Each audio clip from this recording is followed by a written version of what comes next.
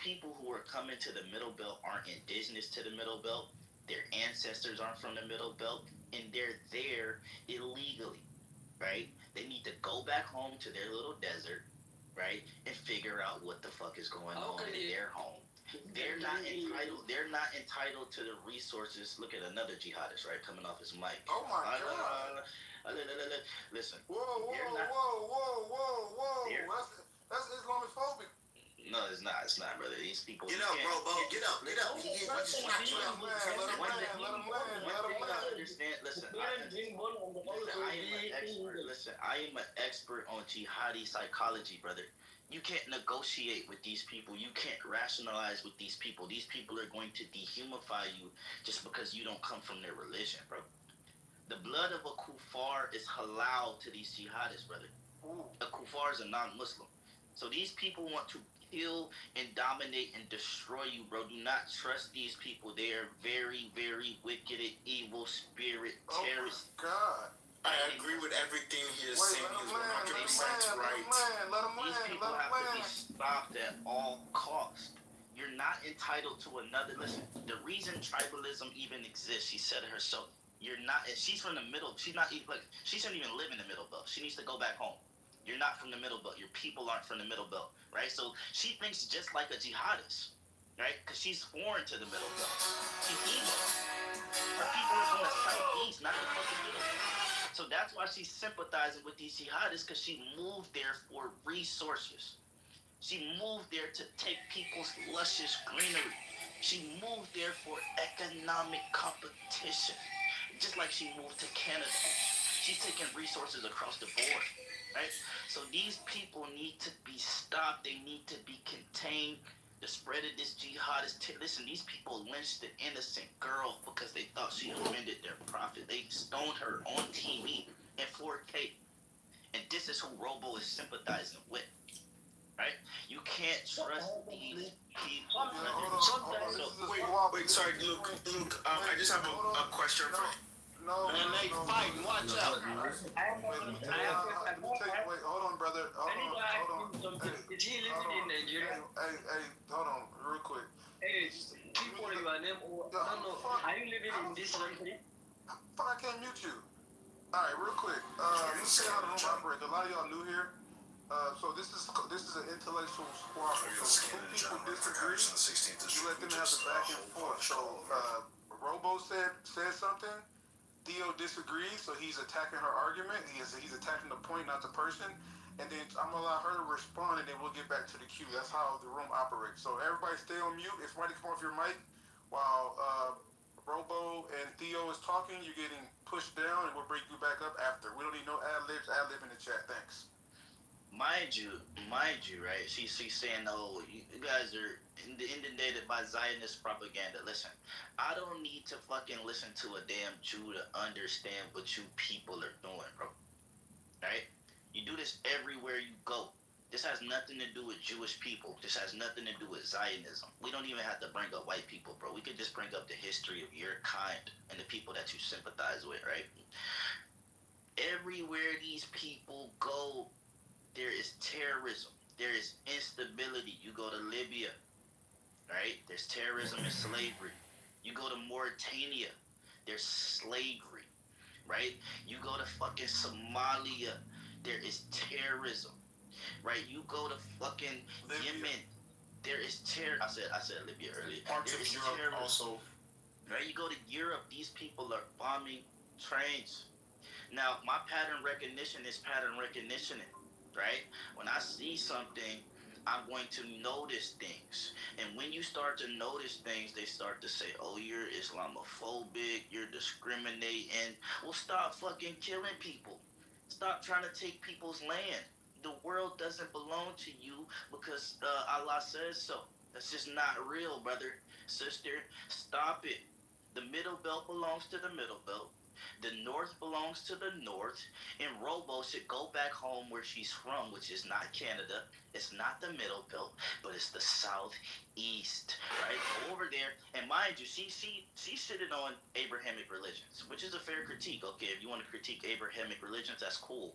But let's talk to your traditional religion, Robo, where a certain class of evil people are are permanent slaves. You want to talk about this holier than thou evil religious and traditionalist system? Let's talk about how you have permanent slaves in your traditional evil religion. You people are demonic. You people hate God. You people hate virtue. He's talking right? about And the you old people, school. He's talking about the old school caste system in Igbo land. All right. and worst of all, you people have bad wigs, which means you can't be trusted. Because how do you look in the mirror and you see that wig leaning, or you see it pushed back, and you think, hey, this looks okay? Wait, that's I don't trust you. Wait, we don't allow 4C phobia. We don't allow 4C phobia in here. Thank you. I landed my plane, brother. I don't trust these. Okay, Robo, do you think? All right, one mic on Robo. She stayed on mute full time, so she's allowed to respond. Okay, Robo's on you. Thank you. There's nothing to respond to because I understood the gap between our intelligence. I thought I was just smarter than him, but I'm way smarter than him. You understand? Like, it's not something he can fathom. You get? It's a gap that even if he took a boat and he put that boat on full gear, the boat would never cover the ocean that exists between our intelligence. This is not a personal attack, by the way. And this is not an attack to you, this is just your reality. I'm just trying to explain it to you as best as you can understand. So I said the main issue that's causing this conflict is resources, and resources leads to conflict. You said, well, the Muslims are this, the Muslims are that.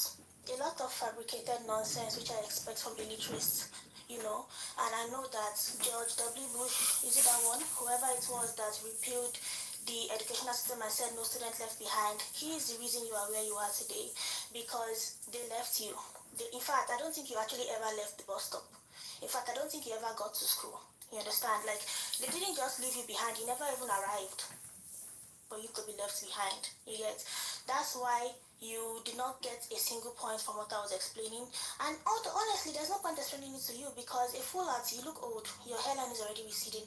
A fool at however old you are, you're never going to have sense. You're never going to have sense. So I will wait for other people that have something to say and something intelligent, and then I'll respond to them instead. Also, I'm from South, I'm not from the Southeast, I'm from Delta State. And Osus are outcasts, they are not slaves. And what you are talking about slaves is actually a very interesting topic, because when Osu started was when the white people were trying to force everybody into slave trade, and they were like, okay, let's go and take who looks the most vulnerable. And so they went to go and take the people that were considered outcasts. And the reason they were considered outcasts is because Osus have been dedicated to God, and you cannot touch God's property. You are a liar. I don't know why you're unmuting. I already told you, you're daft. You are genetically daft. Like, your issue is not something that can be solved by your own power alone. You get? Like, your issue is, once you were born, it was on. And I understand, I pity you. I pity you because both my parents are very intelligent, My mom did biochem, my dad did economics and statistics. You can't relate, I already know I can. You are a liar. Don't worry. You don't need to focus about it. But I could just tell from when you put your PTR and your receding chin that you were never going to make it. This is not a personal attack, again. I'm so sorry. Damn! You make it too easy. Don't feel attacked. Just know that who you are is not who you think you are. You get? Like, you are actually worse than what you see in the mirror. And you need to deal with that first. And then when you're done dealing with that, pick up more books, because I feel like reading at least one book a month would have saved you from whatever nonsense you just opened your mouth to say. But unfortunately, that was not your reality, and that's why you came to where you are today. So I will wait for the more intelligent person to have a conversation with this. Okay? Okay, no problem.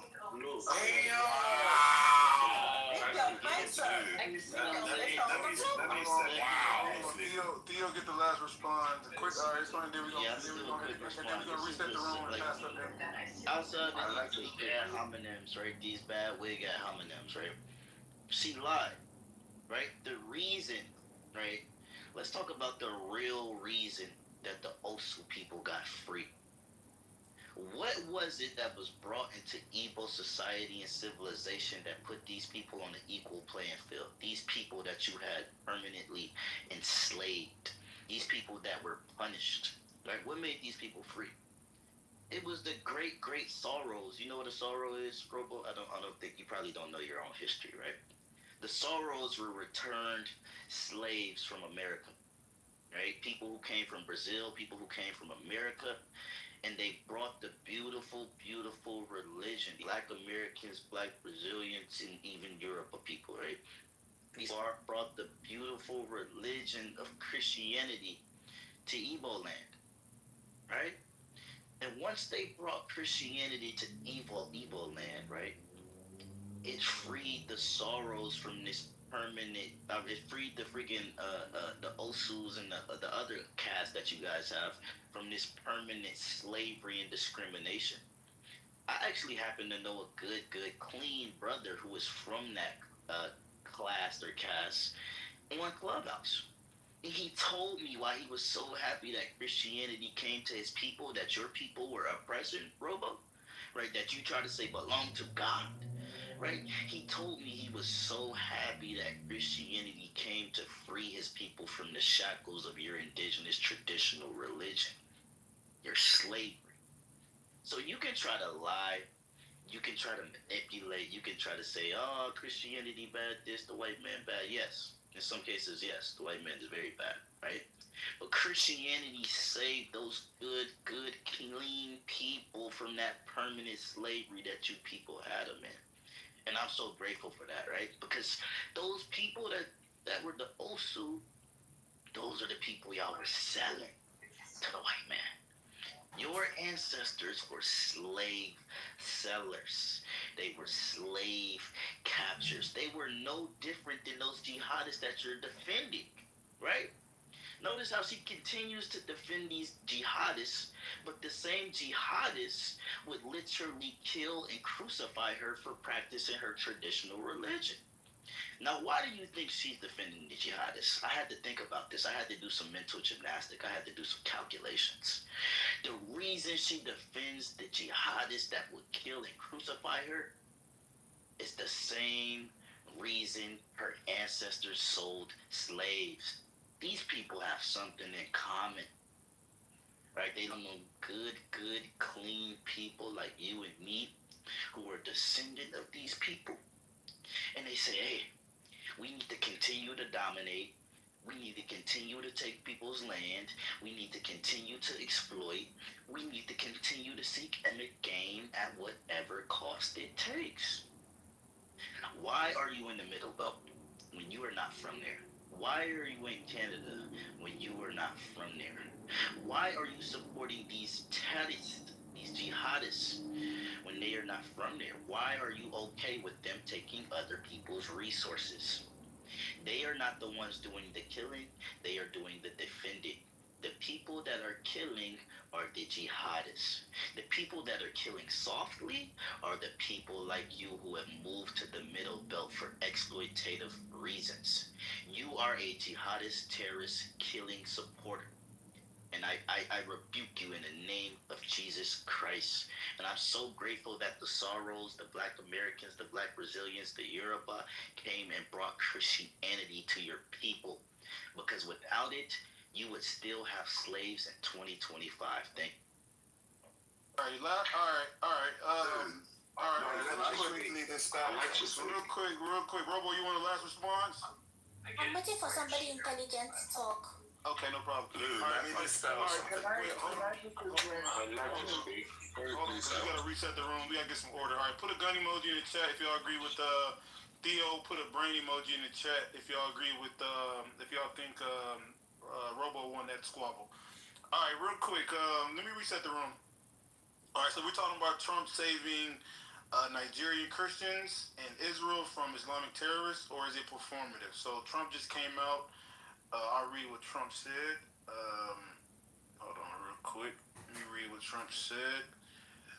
Because I wanted to actually get to the part where she said, well, let me reset it first. All right, so Trump said on his True Social account, he said, Christians is facing existential threat in Nigeria. Thousands of Christians are being killed. Radical Islamic are responsible for this mass slaughter. I hereby making Nigeria a country of particular concern, but that is the least of it.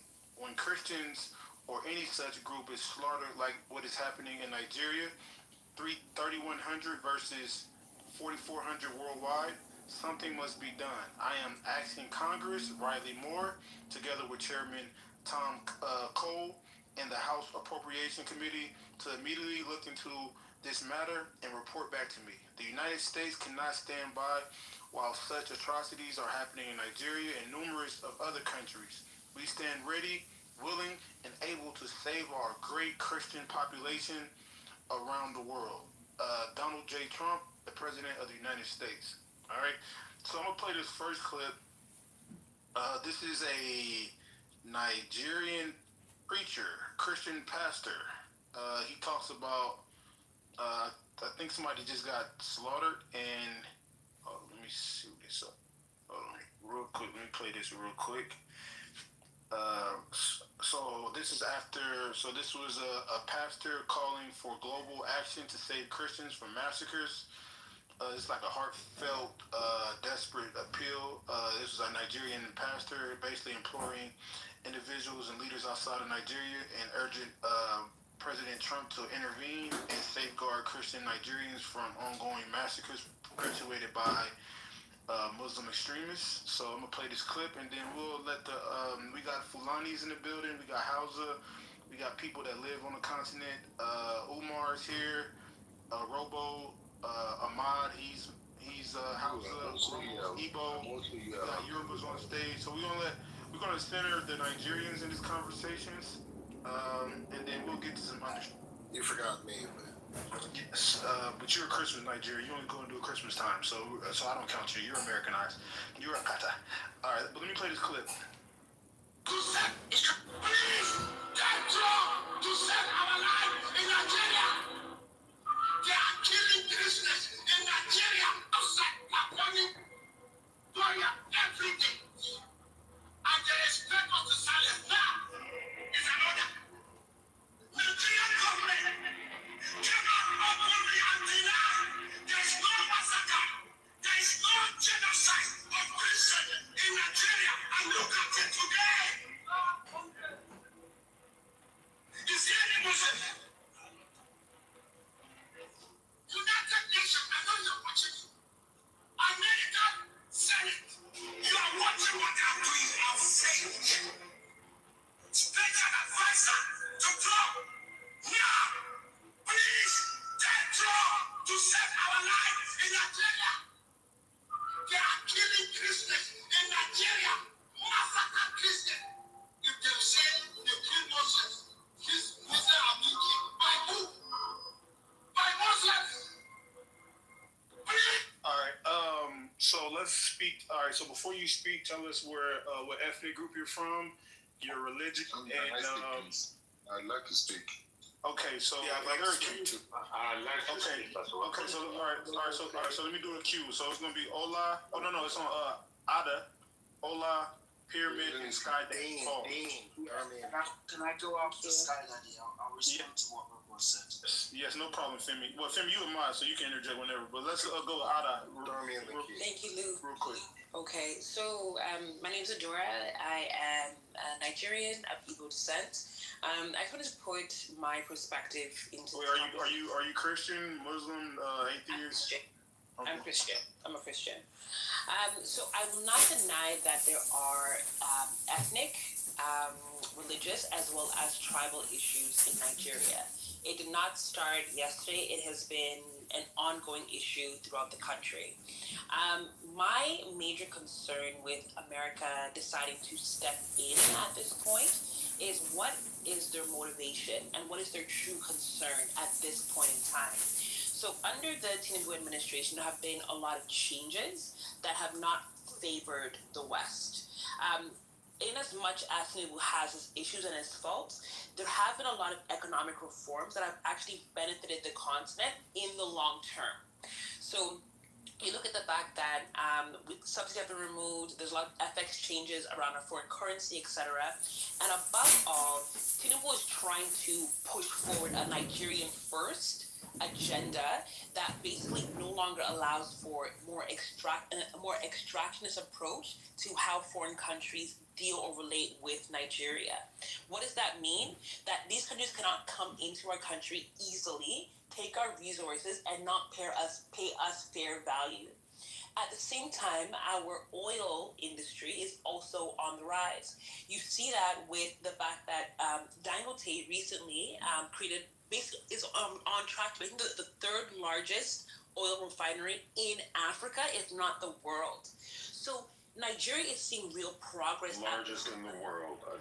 But Okay. keep cooking. Keep cooking. Thank you so much. So you see these you see that we're tracking in the right direction, right, within Nigeria.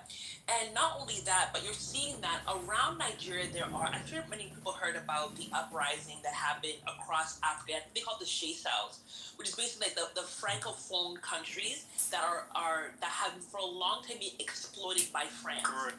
That was a huge uprising.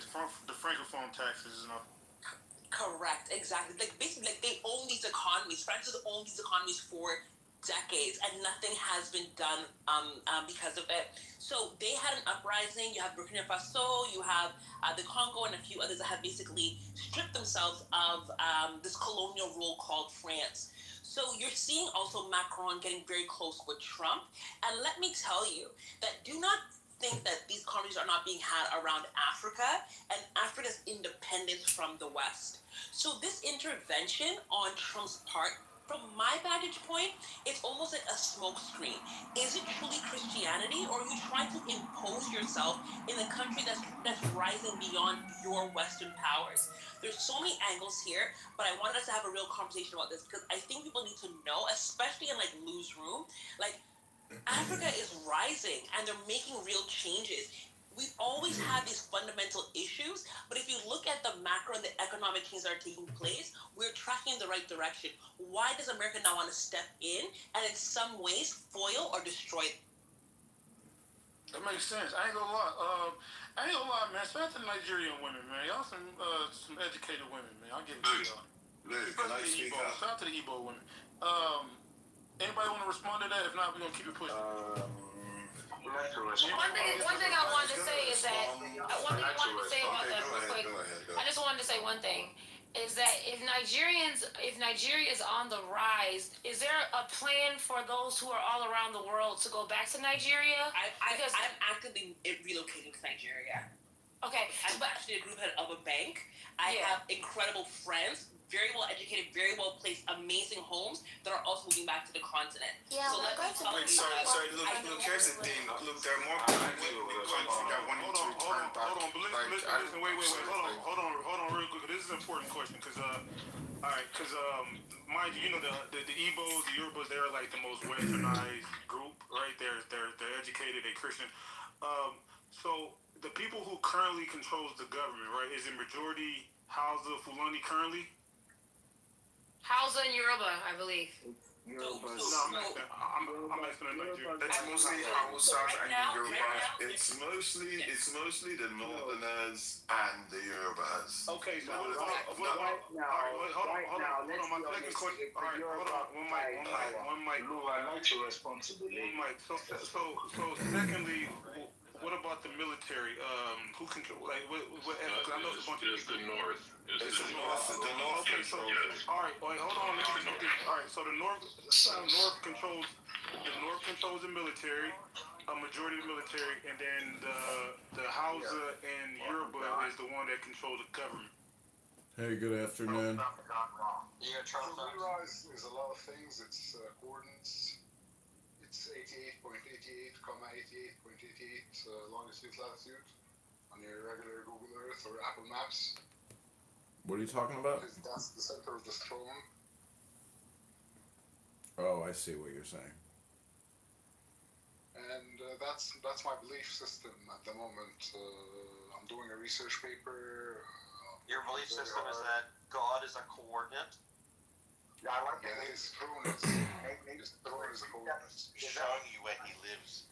Yeah, is that where the Orion Belt is? Because that's where Justin believes. The Orion Nebula, that's where my nebula, Andrew. Up north. Nebula. No, you're right, Nebula, my bad.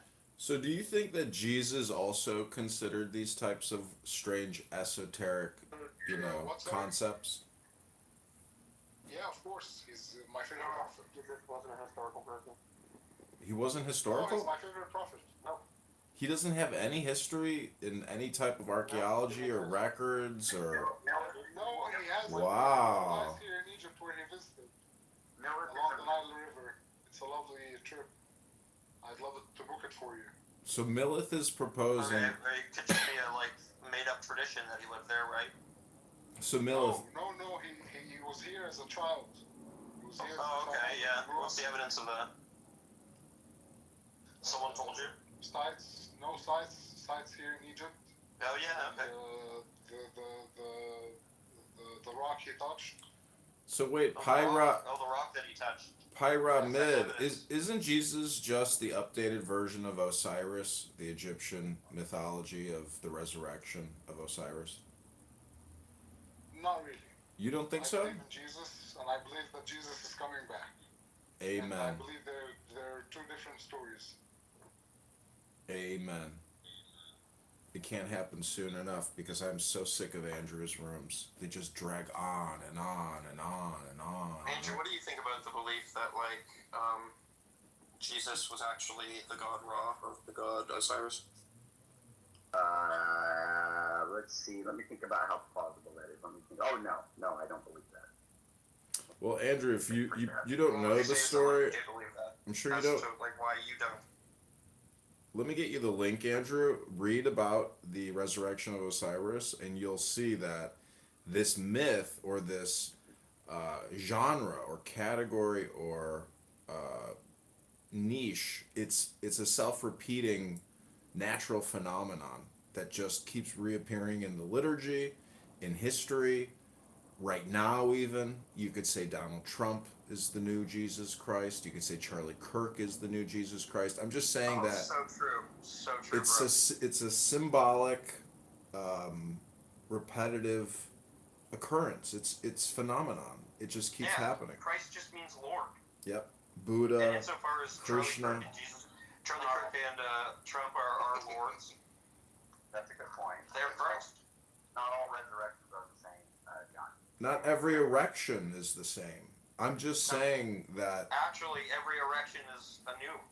Exactly. You can never have the same erection twice. Comparing Christ to the Osiris is just pretty bad. It's not. It's in the liturgy. It's in all the books. It's just the same thing happening over and over again. It's like a river. You can never step into the same river twice. You can never have the same erection twice. Actually, I think Zelina will probably like this, the whole thing, this comparison. He'll probably agree with it. Osiris is just Christ, Osiris regurgitated. You probably like that? Same thing with Zoroaster, countless prophets. It's the same story over and over again. And if you're a child, you will reject that fundamental summary.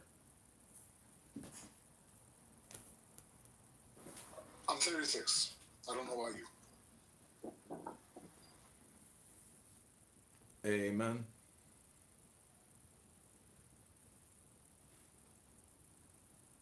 So what I'm trying to say is the Holy Spirit, or the metaphysic, the energy of concentration, of wisdom, of intelligence. The Holy Spirit.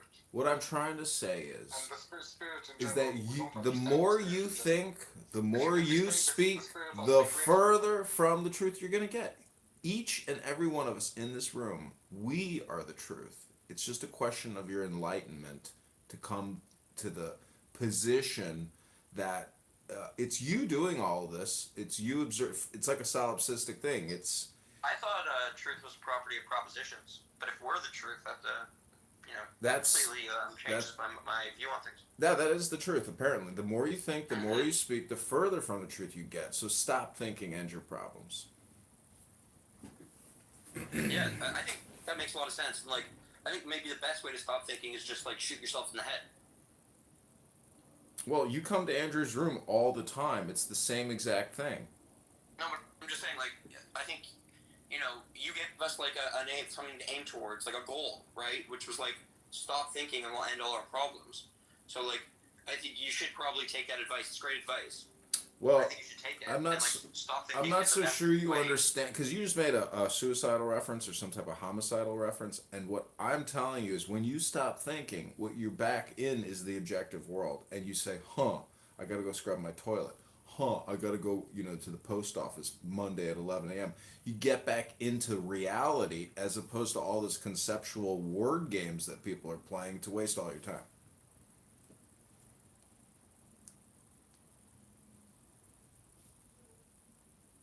Thought you already agreed you were wasting time, John.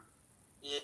Is that a conceptual word game that you're using to waste our time? Well, I have a friend, he has a nickname for me. It's called Concept Johnny. And all I'm trying to do is present concepts in the same way that you guys present concepts all day long, 40 hours a week.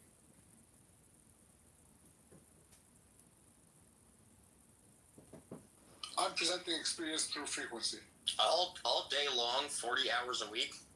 Well, if you want to demonstrate or exhibit yourself through frequency, No, asking, like, that's still just a concept, though. Is that not a concept, Pi Rob Mid? The concept is simple: live, learn. And if you don't learn, life will teach you.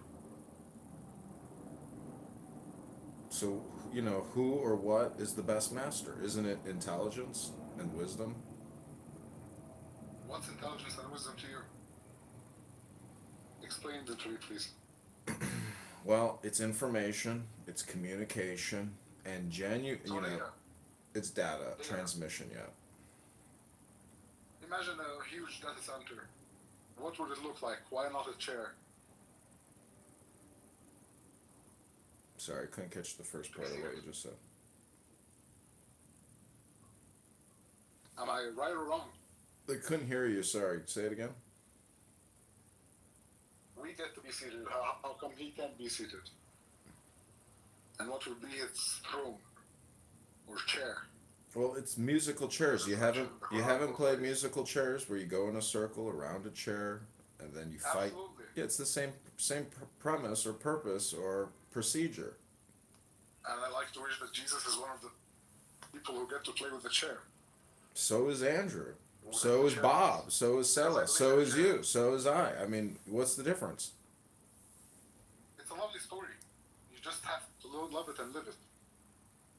There you go. Live, love, eat, pray, fart, poop. I don't know. I say just create clubhouse rooms for the next 1,000 years until people get sick of it. We'll take your Clubhouse is another tool that you should use in your benefit, not the other way around. And I'm doing a great job advertising for my country. You have a country? And English is only my second language. You're speaking English? So I'm still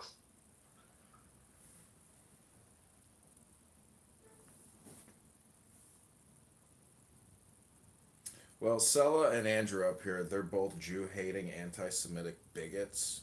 And, eventually they will become intelligent enough to transcend their own bigotry. They're racists.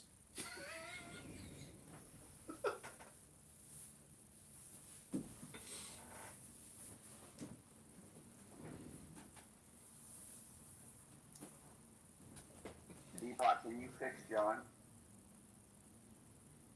Is he broken? Yeah. I mean, you can be normal, but when you got the cameras rolling and when it's recording, he does the weird stuff.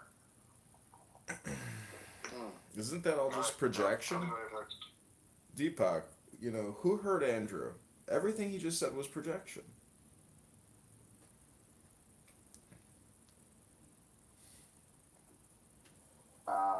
John has told us probably 1,000 times that we're wasting time. Deepak. So.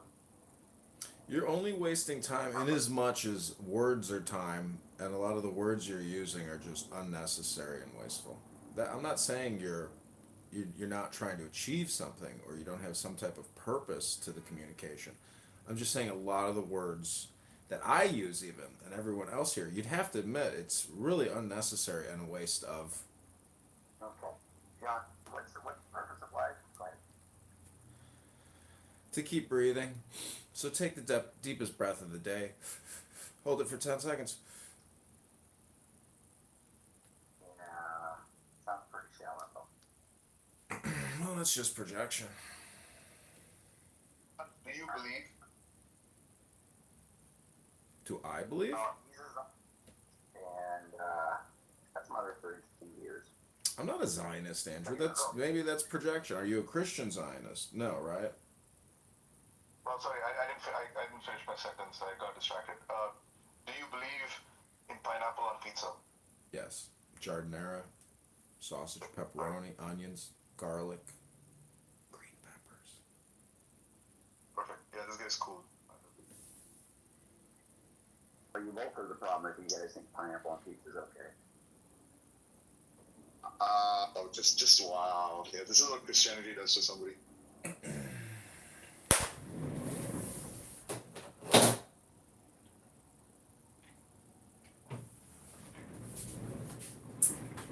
I mean, Krishna. Andrew, I mean, what do you know about Hinduism and the prophets and the gods of, Hindu land? There's a lot of overlay with Christianity, and if Jesus pulled his shtick in India, he never would have became famous because everyone would have been like, "Well, congratulations, you discovered who you really were." And so it's the same thing with you and me. If you know where you come from, you have no problems. You've resolved everything, and it's just a question of how many hours you have left to continue breathing. Or you could say that's the truth of the earth if you know how to breathe.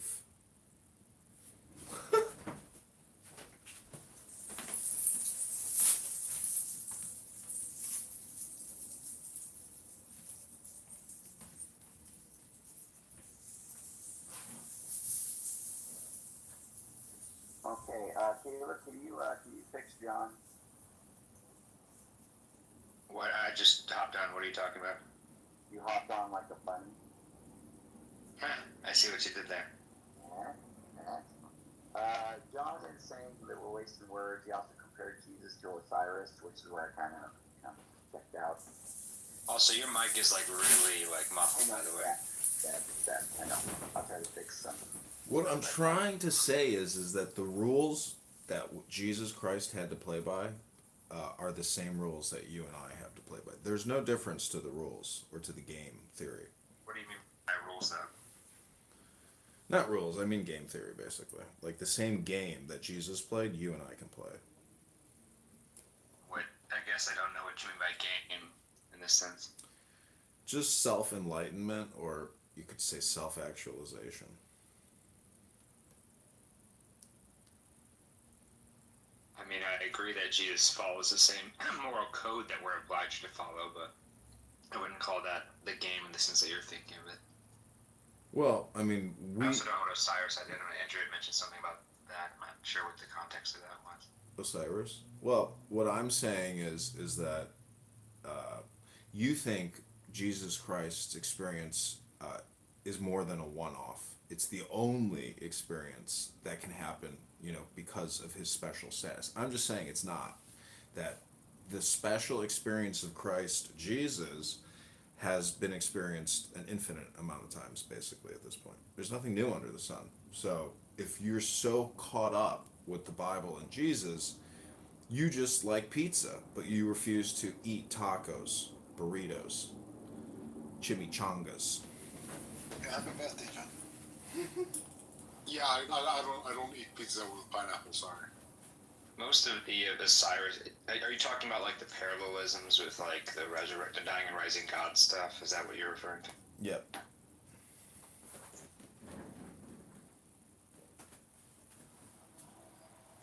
Well, he's still stuck on the spirit question, so give him time. I don't understand what the spirit question is supposed to mean. What do we know about spirit? If you can enlighten us. It's like your breath. Take the deepest breath of the day. If you are lacking in spirit, maybe you're just not breathing enough. Yeah, Timothy is the best person to talk to, John. I think he understands where he's coming from the best. I think Andrew's underwater. I know. Timothy's the goat. John, I said, thank you, MJ. John, I said happy birthday, bro. You don't respond. Yeah, my birthday's November 6th. It's coming up. Thank you. Oh, I thought, wait. Oh, no, Sam's on October. Sorry. No. He did say his birthday was recently, though. Yeah, no, he did. He said it's October. Okay. Don't worry. We're still gonna make a room for you, John.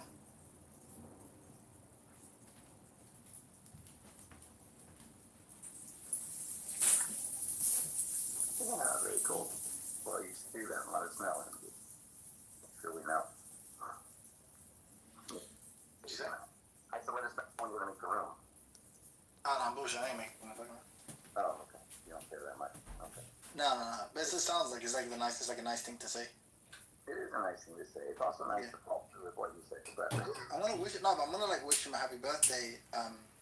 If I remember. I thought he was Scorpio. Well, the Scorpio is very much like the Holy Spirit, which is. Well, you guessed. Oh my God! Andrew, wait. You guessed correctly his stuff. Yeah, That's crazy. Listen, the scorpion becomes the snake becomes the phoenix. And that's why people on this app say, Grand Phoenix Rising, because they're talking about the Kundalini, or the spirit that resides in everyone. You could say it's your soul. And so there's ways to manipulate that spirit, to activate it, to control it, to enjoy it. And, if you don't know how to do that... John, who's that in your picture? That's me holding the Constitution. Wait, that's you. That's me. Well, you're a veteran. I'm a veteran. And a supporter of Israel. And a supporter. Yeah, get your fucking ass in the audience. How dare you? How you see that? Dare you? The actual cheek of the man. Cheeky bugger, you cheeky... You cheeky bugger, you. Oh, but we were not having that whole other night, John, where we like shared. Cheeky bugger. Out your new place, they can bring it over. Well, I'll have to go get it because it's my desk and stuff and my extra monitors for work. Oh, it's not just a couple boxes here and there. I got it. Yeah, no, but I'm not going to be able to do it until morning now. Pretty sure it's going to rain all night. Well, you don't want your laptop or computer getting wet anyway. I have my laptop over here, so I can work on my laptop if I need to. Good. It's just not convenient to do it without like the double monitors and stuff. So I might have to grin and bear it and get through one day. John, I will do you the favor of not blocking this one account. But understand, there's no recording in here. Well, I'm about to go out for dinner with my mom, so I will leave the room because Hi, Mama John. she's downstairs getting ready. But we got. How's the visit going? Oh, well, I lost my hair a long time ago, but yeah, we got 1,650 signatures notarized and binded today. So tomorrow we drive down at 7 a.m., 4-hour drive, wait in line, drive back. But tomorrow's it. Tomorrow's the big day. And I'm sure you will be here to let us know tomorrow night if everything went to plan. Yes, I will.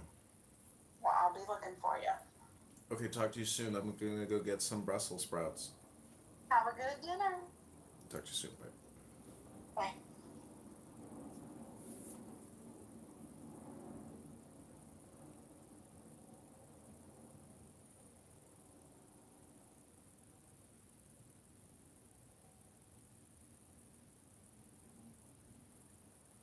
Look at this public room. I'm just gonna leave this room and let it run.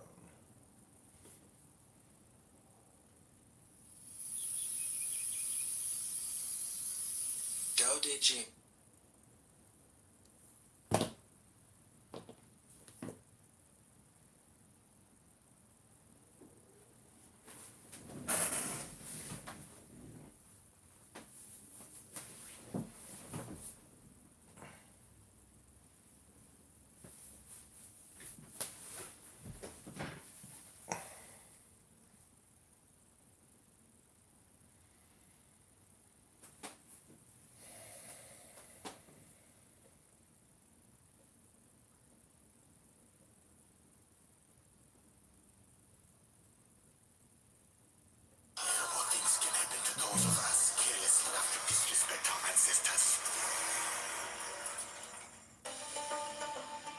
The reason we created these initial robots was to solve a pretty basic problem.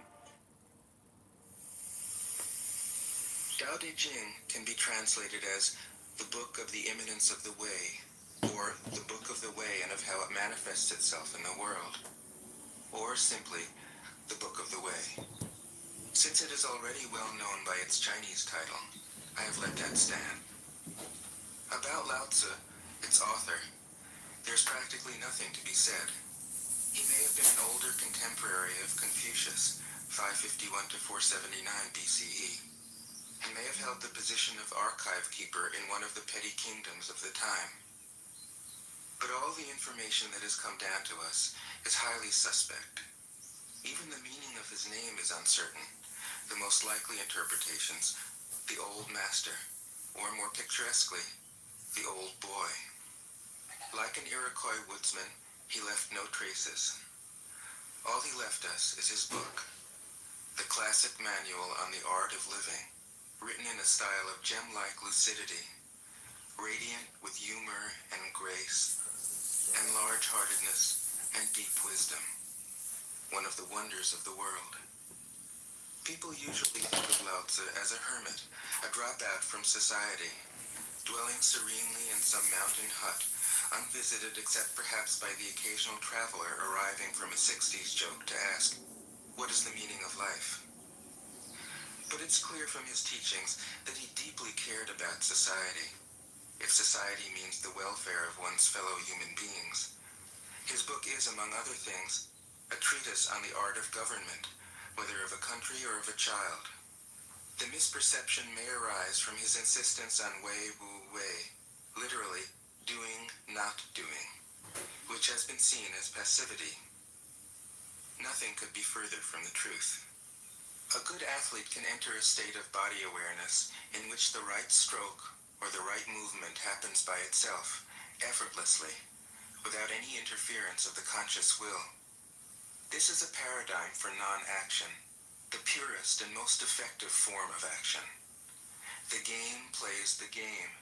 The poem writes the poem. We can't tell the dancer from the dance. Less and less do you need to force things, until finally you arrive at non-action. When nothing is done, nothing is left undone. Nothing is done because the doer has wholeheartedly vanished into the deed. The fuel has been completely transformed into flame. This nothing is in fact everything.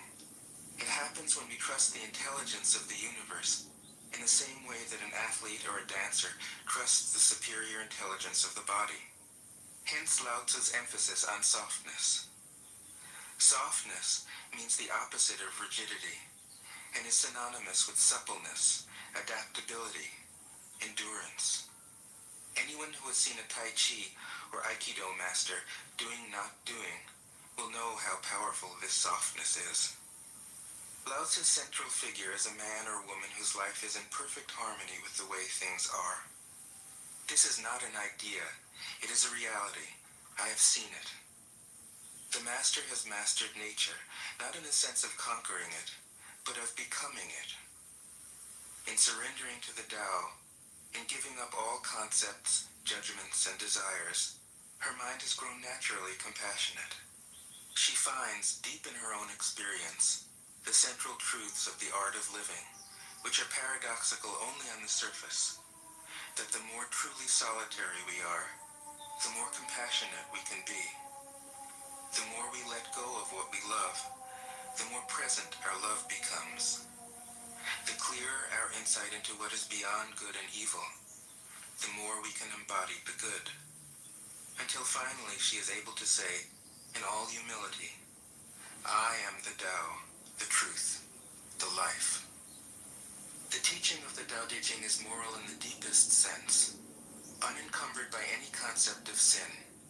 The master doesn't see evil as a force to resist, but simply as an opaqueness, a state of self-absorption, which is in disharmony with the universal process, so that, as with a dirty window, the light can't shine through. This freedom from moral categories allows him his great compassion for the wicked and the selfish. Thus the Master is available to all people and doesn't reject anyone. He is ready to use all situations and doesn't waste anything. This is called embodying the light. What is a good man but a bad man's teacher? What is a bad man but a good man's job? If you don't understand this, you will get lost, however intelligent you are. It is the great secret. The listener will notice that in the many passages where Lao Tzu describes the Master, I've used the pronoun she at least as often as he. The Chinese language doesn't make this kind of distinction. In English, we have to choose. But since we are all potentially the Master, since the Master is essentially us, I felt it would be untrue to present a male archetype, as other versions have ironically done. Ironically, because of all the great world religions, the teaching of Lao Tzu is by far the most female. Of course, you should feel free throughout the recording to substitute he for she, or vice versa. As to method, I worked from Paul Karas's literal version, which provides English equivalents, often very quaint ones, alongside each of the Chinese ideograms.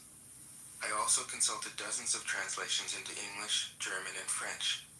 But the most essential preparation for my work was a 14 years long course of Zen training, which brought me face to face with Lao Tzu and his true disciples and heirs, the early Chinese Zen masters. With great poetry, the freest translation is sometimes the most faithful. We must try its effect as an English poem, Dr. Johnson said. That is the way to judge of the merit of a translation. I have often been fairly literal, or as literal as one can be with such a subtle, kaleidoscopic book as the Tao Te Ching. But I have also paraphrased, expanded, contracted, interpreted, worked with the text, played with it, until it became embodied in a language that felt genuine to me. If I haven't always translated Lao Tzu's words, my intention has always been to translate his mind. Describing the indescribable, teaching the unteachable, pointing the way to the way. What does Lao Tzu think he is doing here? It can't be done. No way. Hence, Po Chu-yi, poet and stand-up comedian, wrote, "He who talks doesn't know, he who knows doesn't talk." That is what Lao Tzu told us in a book of 5,000 words. If he was the one who knew, how could he have been such a blabbermouth? That's the problem with spiritual teachers. They have to be blabbermouths. But their words are, in the traditional Buddhist metaphor, fingers pointing at the moon. If you watch the finger, you can't see the moon. How meticulous the great masters had to be. A monk asked Matsu, "Why do you teach mind is Buddha?" Matsu said, "To stop a baby from crying." The monk said, "When the crying has stopped, what then?" Matsu said, "Then I teach, not mind, not Buddha." The monk said, "How about someone who isn't attached to either?" Matsu said, "I would tell him, not beings." The monk said, "And what if you met a man unattached to all things? What would you tell him?" Matsu said, "I would just let him experience the great Tao." In fact, the truth is right before our eyes, right under our noses. So simple that every child understands it. And yet, as Bankei said, the farther you enter into it, the deeper it is. Where is the way to the way? What a question. Still, for complicated minds, drastic measures are needed. Lao Tzu's book was written as a response out of grandmotherly kindness. According to the oldest biography, Lao Tzu lived for a long time in the country of Chu, but seeing its decline, he departed. When he reached the frontier, the guard said, "Since you are going away, sir, could you write a book to teach me the art of living?" Thereupon, Lao Tzu wrote his book about the Tao and departed. This is legend, but it is an accurate description of the way in which true teaching happens. He who knows doesn't talk, but words are no hindrance for him. He uses them as he would use gardening tools. When someone asks, he answers.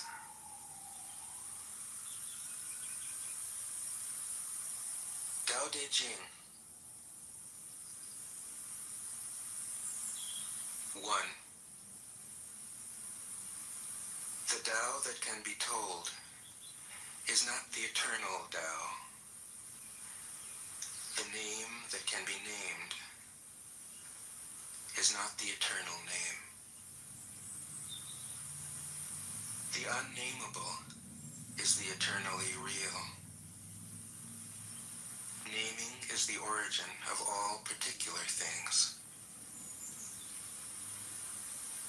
Free from desire, you realize the mystery.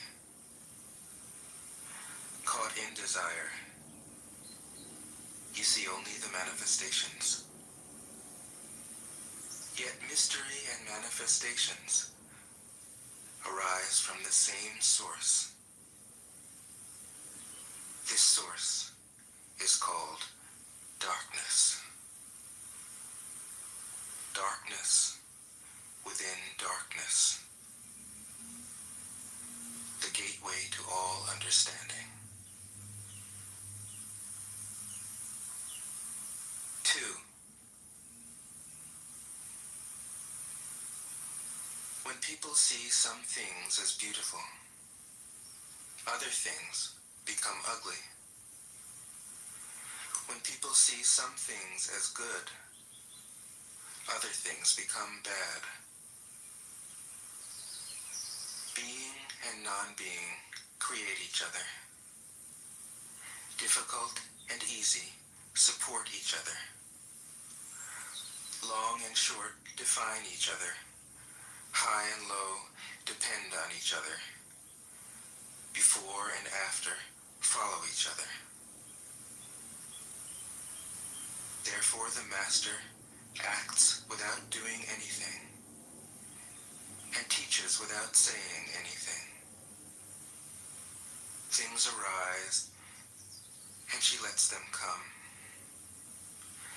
Things disappear and she lets them go. She has but doesn't possess, acts but doesn't expect. When her work is done, she forgets it. That is why it lasts forever. 3. If you overesteem great men, people become powerless. If you overvalue possessions, people begin to steal. The master leads by emptying people's minds and filling their cores, by weakening their ambition and toughening their resolve. He helps people lose everything they know, everything they desire, and creates confusion in those who think that they know. Practice not doing, and everything will fall into place. 4. The Tao is like a well, used but never used up. It is like the eternal void, filled with infinite possibilities. It is hidden but always present. I don't know who gave birth to it. It is older than God.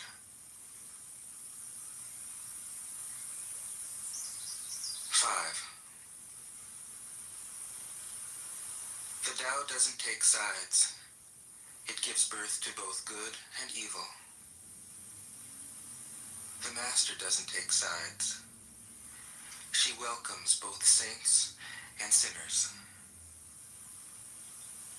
The Tao is like a bellows. It is empty, yet infinitely capable. The more you use it, the more it produces. The more you talk of it, the less you understand. Hold on to the center. 6. The Tao is called the Great Mother. Empty, yet inexhaustible, it gives birth to infinite worlds. It is always present within you. You can use it any way you want.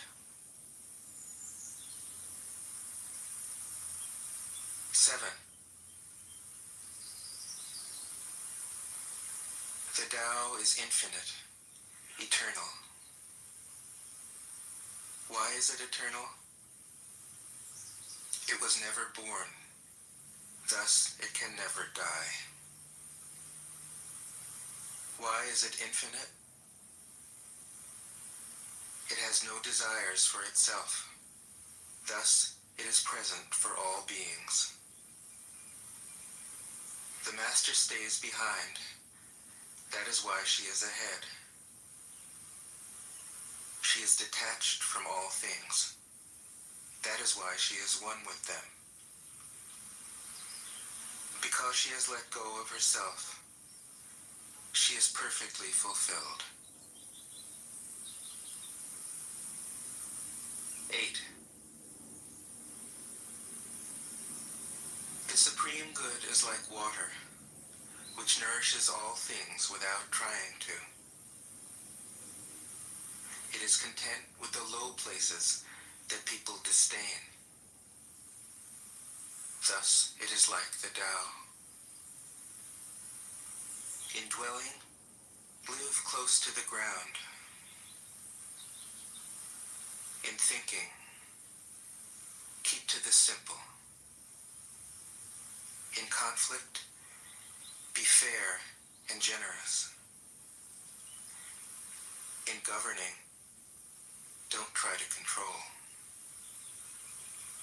In work, do what you enjoy. In family life, be completely present. When you are content to be simply yourself and don't compare or compete, everybody will respect you.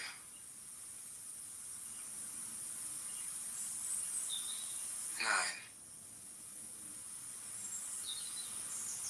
Fill your bowl to the brim, and it will spill.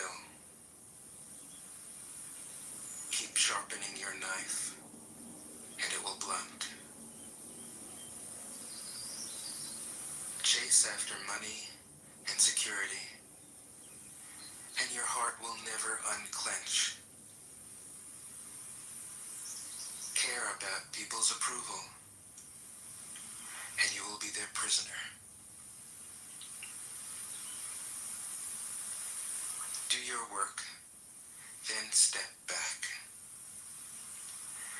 The only path to serenity. 10. Can you coax your mind from its wandering and keep to the original oneness? Can you let your body become supple as a newborn child's? Can you cleanse your inner vision until you see nothing but the light? Can you love people and lead them without imposing your will? Can you deal with the most vital matters by letting events take their course? Can you step back from your own mind and thus understand all things? Giving birth and nourishing possessing, acting with no expectations, leading and not trying to control. This is the supreme virtue.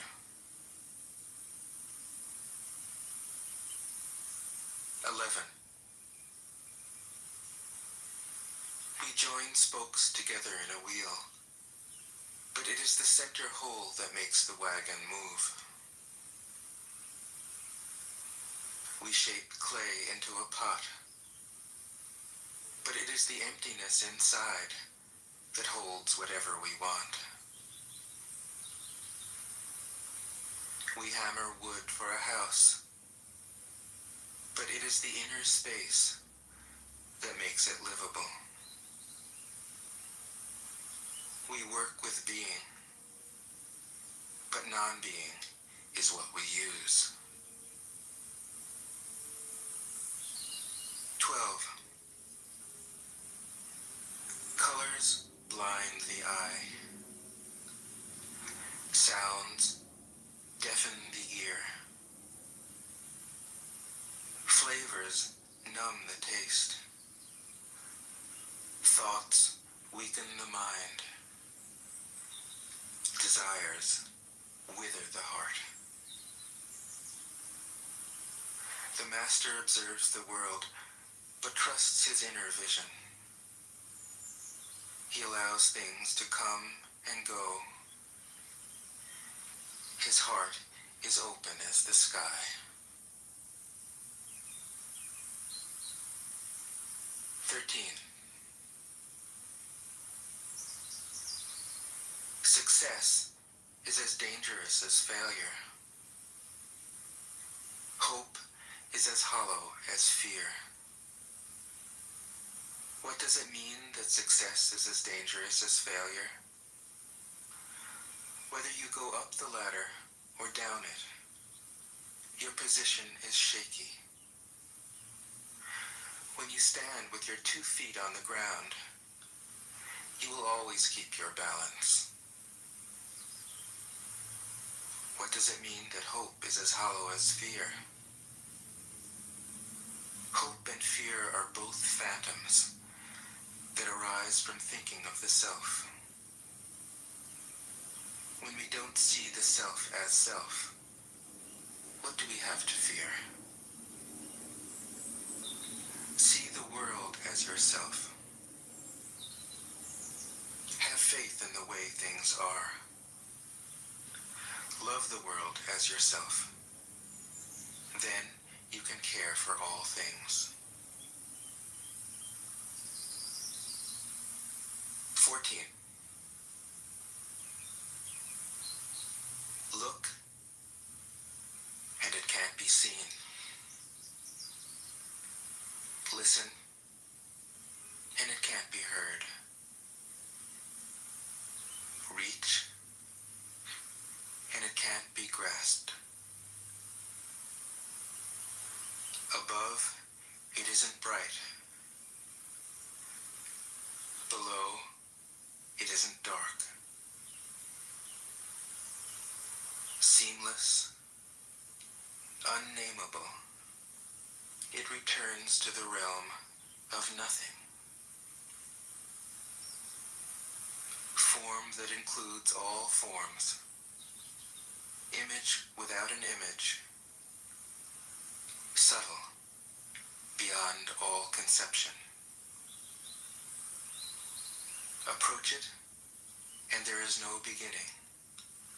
Follow it, and there is no end. You can't know it, but you can be it, at ease in your own life. Just realize where you come from. This is the essence of wisdom. 15. The ancient masters were profound and subtle. Their wisdom was unfathomable. There is no way to describe it. All we can describe is their appearance. They were careful as someone crossing an iced-over stream, alert as a warrior in enemy territory, courteous as a guest, fluid as melting ice, shapeable as a block of wood, receptive as a valley, clear as a glass of water. Do you have the patience to wait till your mud settles and the water is clear? Can you remain unmoving till the right action arises by itself? The master doesn't seek fulfillment. Not seeking, not expecting. She is present and can welcome all things. 16. Empty your mind of all thoughts. Let your heart be at peace. Watch the turmoil of beings, but contemplate their return.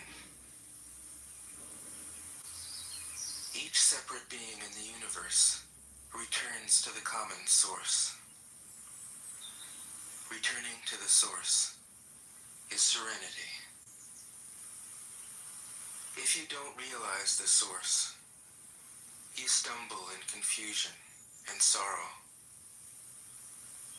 When you realize where you come from, you naturally become tolerant, disinterested, amused, kind-hearted as a grandmother, dignified as a king.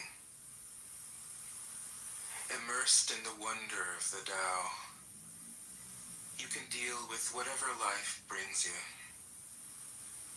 And when death comes, you are ready. 17. When the master governs, the people are hardly aware that he exists. Next best is a leader who is loved. Next, one who is feared. The worst is one who is despised. If you don't trust the people, you make them untrustworthy. The master doesn't talk, he acts. When his work is done, the people say, "Amazing, we did it, all by ourselves." 18. When the great Tao is forgotten, goodness and piety appear. When the body's intelligence declines, cleverness and knowledge step forth. When there is no peace in the family, filial piety begins. When the country falls into chaos, patriotism is born. 19.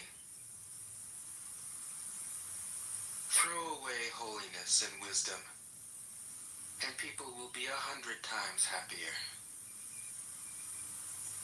Throw away morality and justice, and people will do the right thing. Throw away industry and profit, and there won't be any thieves. If these three aren't enough, just stay at the center of the circle and let all things take their course. 20. Stop thinking and end your problems. What difference between yes and no? What difference between success and failure? Must you value what others value? Avoid what others avoid? How ridiculous. Other people are excited, as though they were at a parade. I alone don't care. I alone am expressionless, like an infant before it can smile. Other people have what they need. I alone possess nothing. I alone drift about like someone without a home. I am like an idiot. My mind is so empty. Other people are bright. I alone am dark. Other people are sharp. I alone am dull. Other people have a purpose. I alone don't know. I drift like a wave on the ocean. I blow as aimless as the wind. I am different from ordinary people. I drink from the great mother's breasts. 21. The master keeps her mind always at one with the Tao. That is what gives her her radiance. The Tao is ungraspable. How can her mind be at one with it? Because she doesn't cling to ideas. The Tao is dark and unfathomable. How can it make her radiant? Because she lets it. Since before time and space were, the Tao is. It is beyond is and is not. How do I know this is true? I look inside myself and see.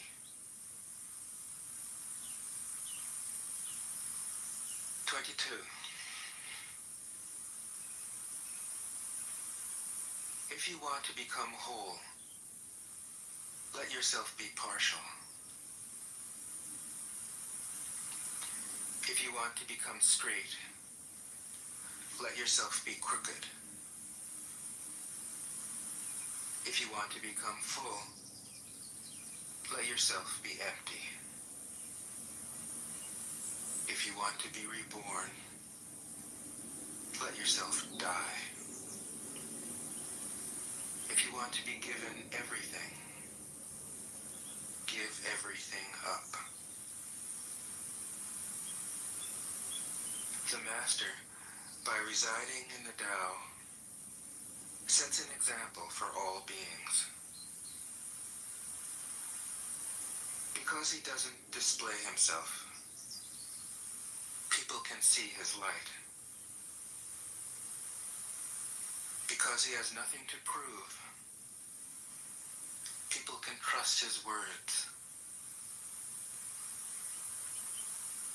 Because he doesn't know who he is, people recognize themselves in him. Because he has no goal in mind, everything he does succeeds.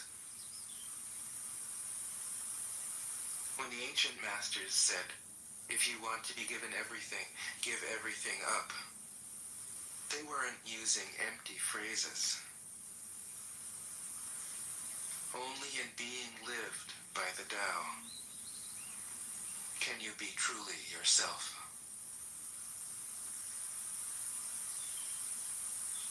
22. 23. Express yourself completely. Then keep quiet.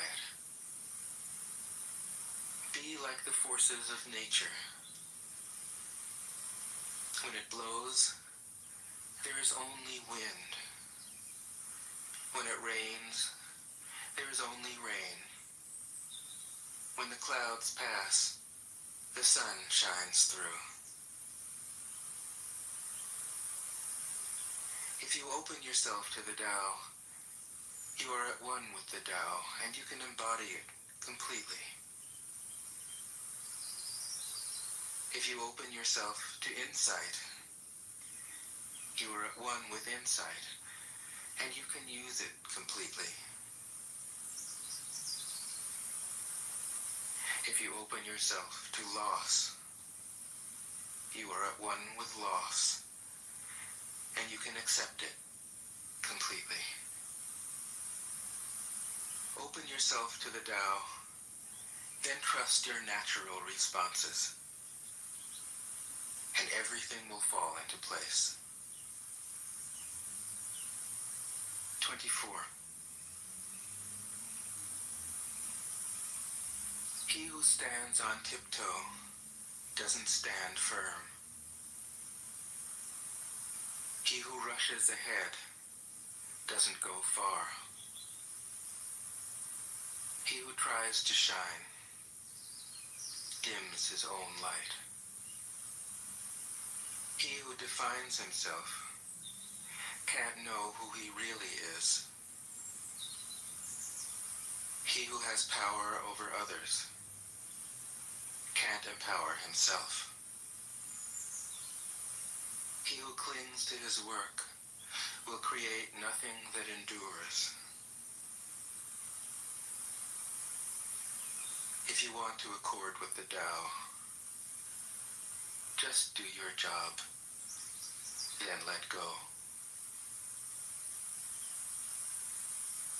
25. There was something formless and perfect before the universe was born.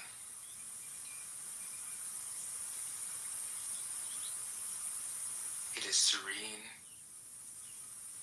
empty, solitary, unchanging, infinite, eternally present. It is the mother of the universe. For lack of a better name, I call it the Tao.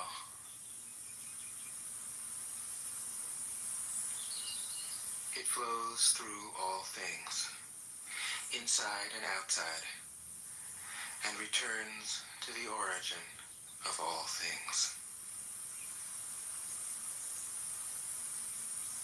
The Tao is great. The universe is great. Earth is great. Man is great. These are the four great powers. Man follows the earth. Earth follows the universe. The universe follows the Tao. The Tao follows only itself. 26. The heavy is the root of the light. The unmoved is the source of all movement. Thus the master travels all day without leaving home. However splendid the views, she stays serenely in herself.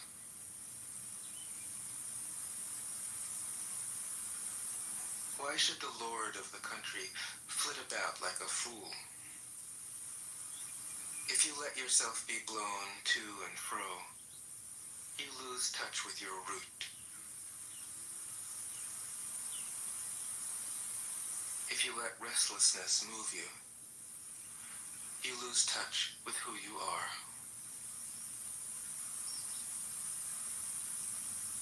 "27.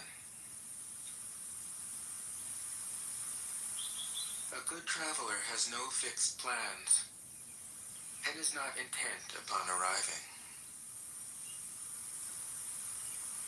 A good artist lets his intuition lead him wherever it wants. A good scientist has freed himself of concepts and keeps his mind open to what is. Thus the master is available to all people and doesn't reject anyone. He is ready to use all situations and doesn't waste anything.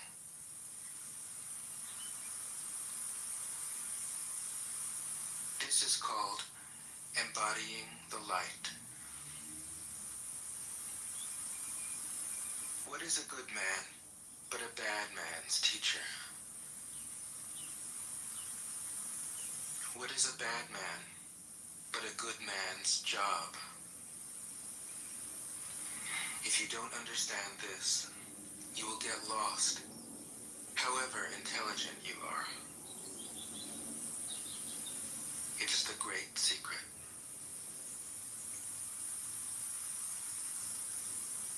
28. Know the male, yet keep to the female. Receive the world in your arms. If you receive the world, the Tao will never leave you, and you will be like a little child. Know the white, yet keep to the black. Be a pattern for the world. If you are a pattern for the world, the Tao will be strong inside you, and there will be nothing you can't do. Know the personal, yet keep to the impersonal. Accept the world as it is. If you accept the world, the Tao will be luminous inside you, and you will return to your primal self. The world is formed from the void, like utensils from a block of wood. The master knows the utensils, yet keeps to the block. Thus she can use all things. 29. Do you want to improve the world? I don't think it can be done. The world is sacred. It can't be improved. If you tamper with it, you'll ruin it. If you treat it like an object, you'll lose it.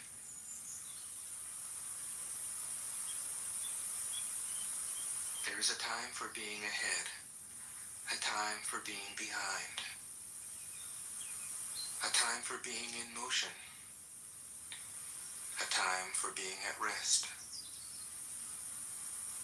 a time for being vigorous, a time for being exhausted, a time for being safe, a time for being in danger. The master sees things as they are, without trying to control them. She lets them go their own way, and resides at the center of the circle.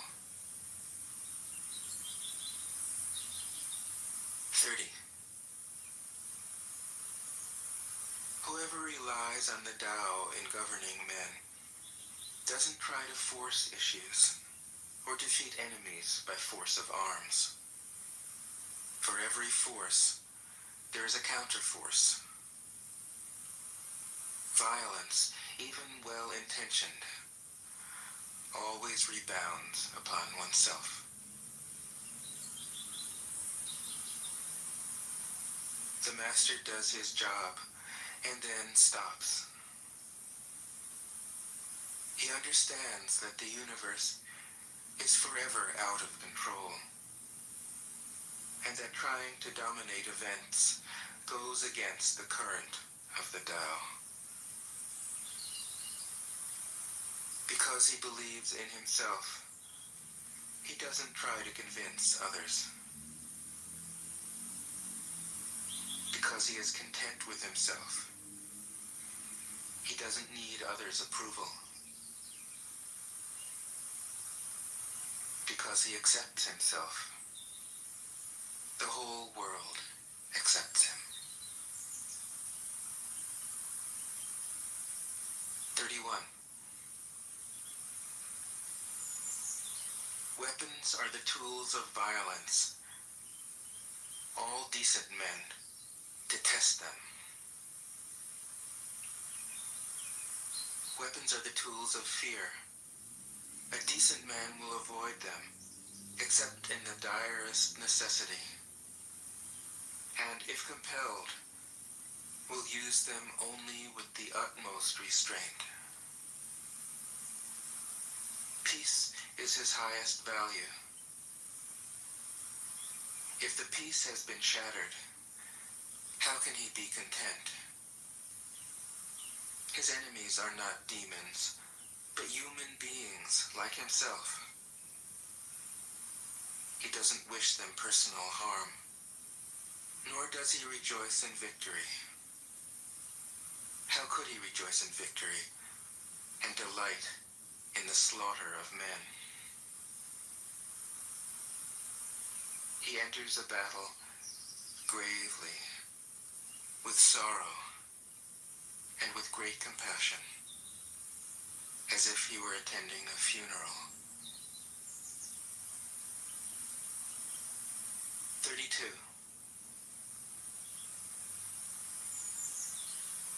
The Tao can't be perceived. Smaller than an electron, it contains uncountable galaxies.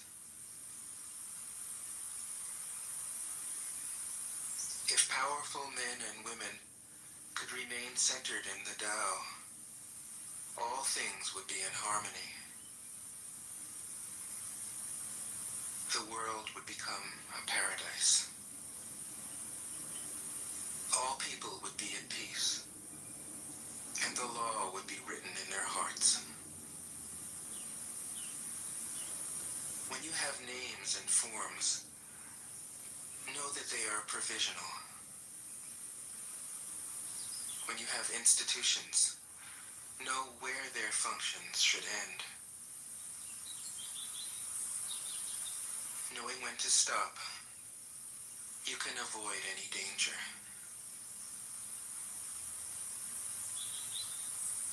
All things end in the Tao, as rivers flow into the sea. 33. Knowing others is intelligence. Knowing yourself is true wisdom. Mastering others is strength. Mastering yourself is true power. If you realize that you have enough, you are truly rich. If you stay in the center and embrace death with your whole heart, you will endure forever.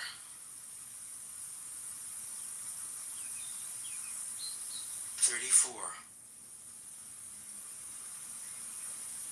The great Tao flows everywhere. All things are born from it. yet it doesn't create them.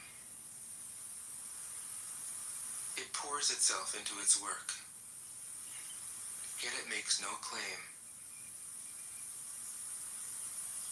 It nourishes infinite worlds, yet it doesn't hold on to them.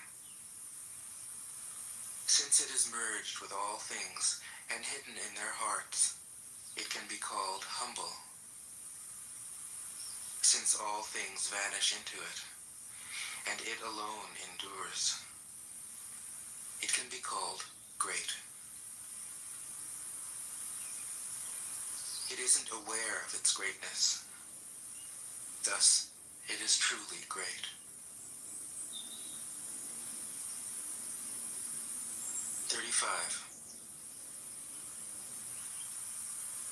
She who is centered in the Tao can go where she wishes without danger.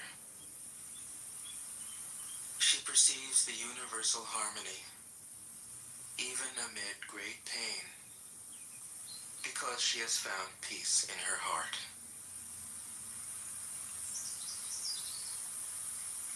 Music or the smell of good cooking may make people stop and enjoy.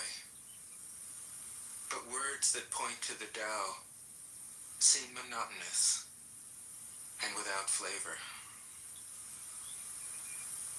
When you look for it, there is nothing to see.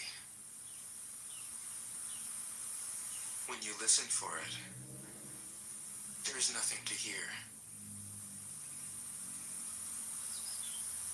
When you use it, it is inexhaustible.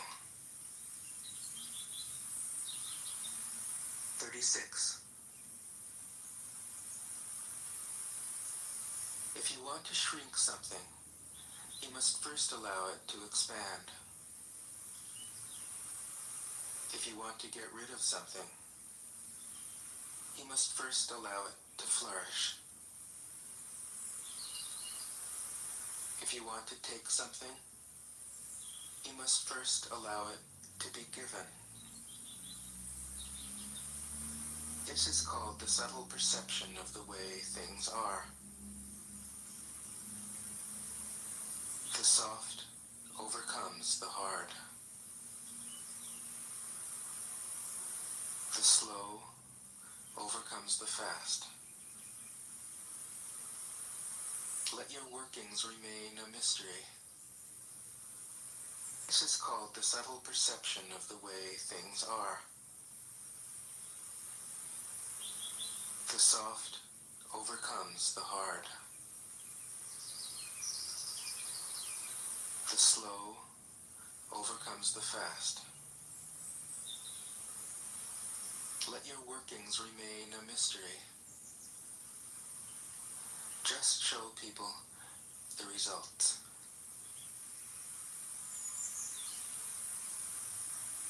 37.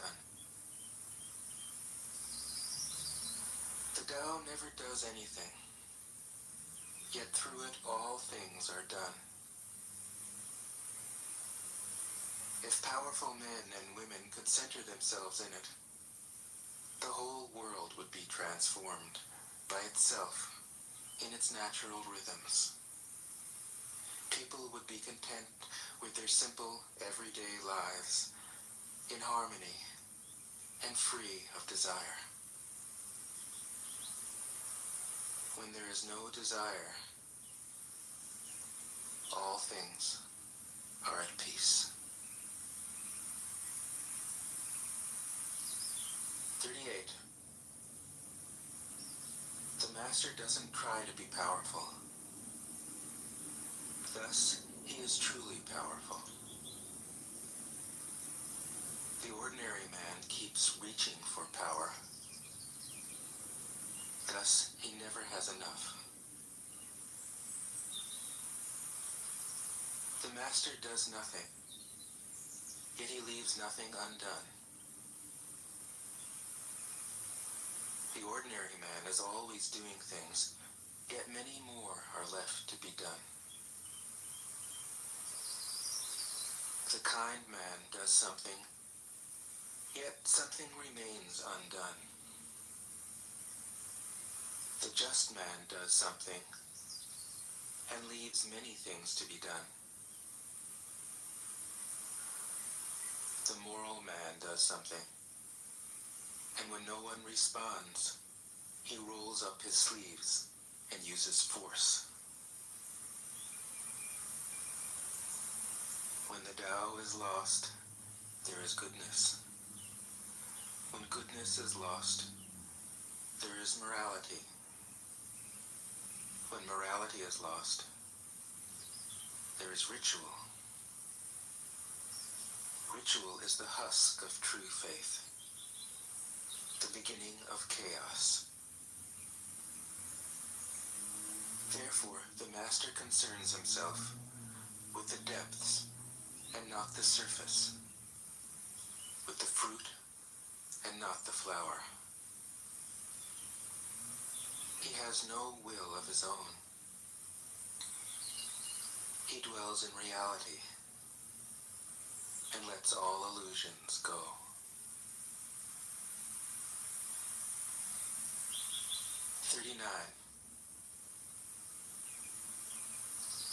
In harmony with the Tao, the sky is clear and spacious. The earth is solid and full. All creatures flourish together, content with the way they are, endlessly repeating themselves, endlessly renewed. When man interferes with the Tao, the sky becomes filthy, the earth becomes depleted, the equilibrium crumbles, creatures become extinct. The master views the parts with compassion because he understands the whole. His constant practice is humility. He doesn't glitter like a jewel, but lets himself be shaped by the Tao, as rugged and common as a stone. 40. Return is the movement of the Tao. Yielding is the way of the Tao. All things are born of being. Being is born of non-being.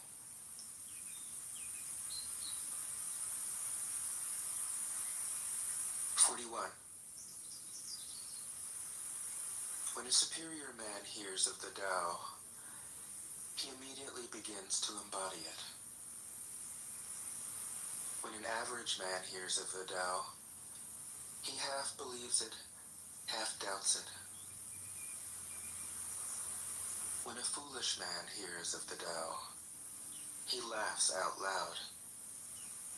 If he didn't laugh, it wouldn't be the Tao. Thus it is said, the path into the light seems dark. The path forward seems to go back. The direct path seems long. True power seems weak. True purity seems tarnished. True steadfastness seems changeable. True clarity seems obscure. The greatest art seems unsophisticated. The greatest love seems indifferent. The greatest wisdom seems childish. The Tao is nowhere to be found. yet it nourishes and completes all things. 42. The Tao gives birth to one. One gives birth to two. Two gives birth to three. Three gives birth to all things. All things have their backs to the female and stand facing the male. When male and female combine, all things achieve harmony. Ordinary men hate solitude, but the Master makes use of it, embracing his aloneness, realizing he is one with the whole universe. 43. The gentlest thing in the world overcomes the hardest thing in the world. That which has no substance enters where there is no space. This shows the value of non-action. Teaching without words, performing without actions. That is the Master's way. 44. Fame or integrity? Which is more important? Money or happiness? Which is more valuable? Success or failure? Which is more destructive? If you look to others for fulfillment, you will never truly be fulfilled. If your happiness depends on money, you will never be happy with yourself. Be content with what you have. Rejoice in the way things are. When you realize there is nothing lacking, the whole world belongs to you. 45. True perfection seems imperfect, yet it is perfectly itself. True fullness seems empty, yet it is fully present. True straightness seems crooked. True wisdom seems foolish. True art seems artless. The Master allows things to happen. She shapes events as they come. She steps out of the way and lets the Tao speak for itself. 46. When a country is in harmony with the Tao, the factories make trucks and tractors. When a country goes counter to the Tao, warheads are stockpiled outside the cities. There is no greater illusion than fear, no greater wrong than preparing to defend yourself, no greater misfortune than having an enemy. Whoever can see through all fear will always be safe.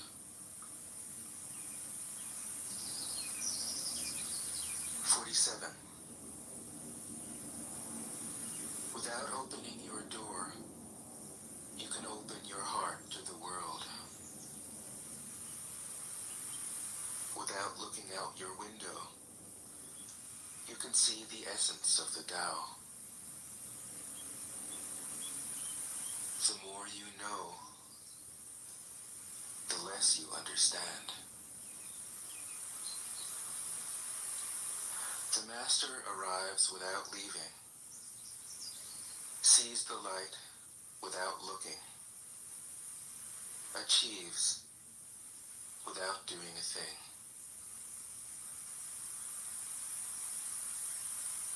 48. In the pursuit of knowledge, every day something is added. In the practice of the Tao, every day something is dropped. Less do you need to force things, until finally you arrive at non-action. When nothing is done, nothing is left undone. True mastery can be gained by letting things go their own way. It can't be gained by interfering.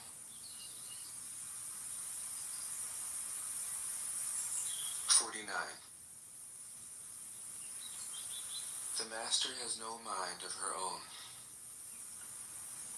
She works with the mind of the people. She is good to people who are good. She's also good to people who aren't good. This is true goodness. She trusts people who are trustworthy. She also trusts people who aren't trustworthy. This is true trust. The master's mind is like space. People don't understand her. They look to her and wait. She treats them like her own children.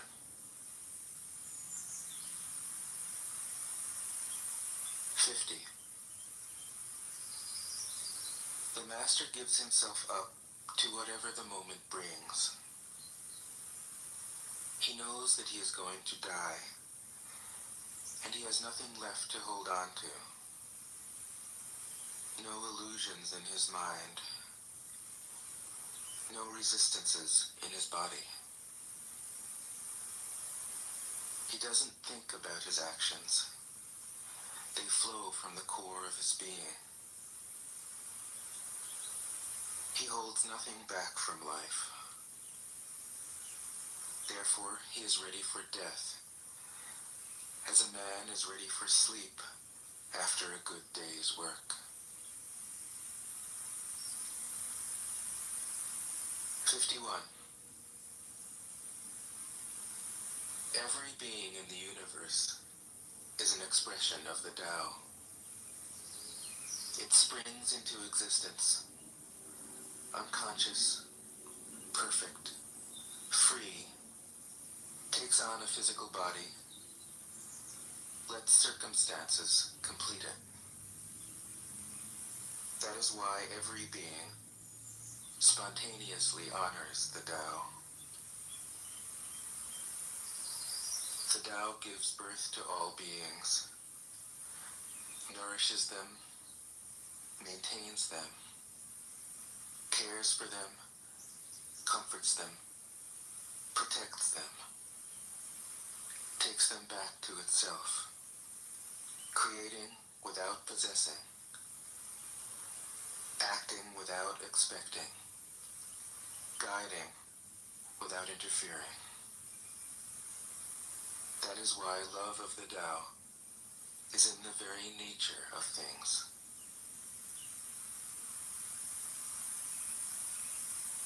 52. In the beginning was the Tao. All things issue from it. All things return to it. To find the origin, Trace back the manifestations. When you recognize the children and find the mother, you will be free of sorrow. If you close your mind in judgments and traffic with desires, your heart will be troubled. If you keep your mind from judging and aren't led by the senses, your heart will find peace. Seeing into darkness is clarity. Knowing how to yield is strength. Use your own light and return to the source of light. This is called practicing eternity. 53. The great way is easy, yet people prefer the side paths. Be aware when things are out of balance. Stay centered within the Tao. When rich speculators prosper, while farmers lose their land. When government officials spend money on weapons instead of cures. When the upper class is extravagant and irresponsible, while the poor have nowhere to turn. All this is robbery and chaos. It is not in keeping with the Tao. 54. Whoever is planted in the Tao will not be rooted up. Whoever embraces the Tao will not slip away. Her name will be held in honor from generation to generation. Let the Tao be present in your life, and you will become genuine. Let it be present in your family, and your family will flourish. Let it be present in your country, and your country will be an example to all countries in the world. Let it be present in the universe, and the universe will sing. How do I know this is true? By looking inside myself. 55. He who is in harmony with the Tao is like a newborn child. Its bones are soft, its muscles are weak, but its grip is powerful. It doesn't know about the union of male and female, yet its penis can stand erect. So intense is its vital power. It can scream its head off all day, yet it never becomes hoarse. So complete is its harmony. The Master's power is like this. He lets all things come and go, effortlessly, without desire. He never expects results. Thus he is never disappointed. He is never disappointed. Thus, his spirit never grows old.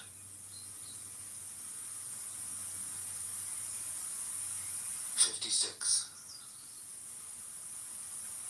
Those who know don't talk. Those who talk don't know. Close Close your mouth. Block off your senses.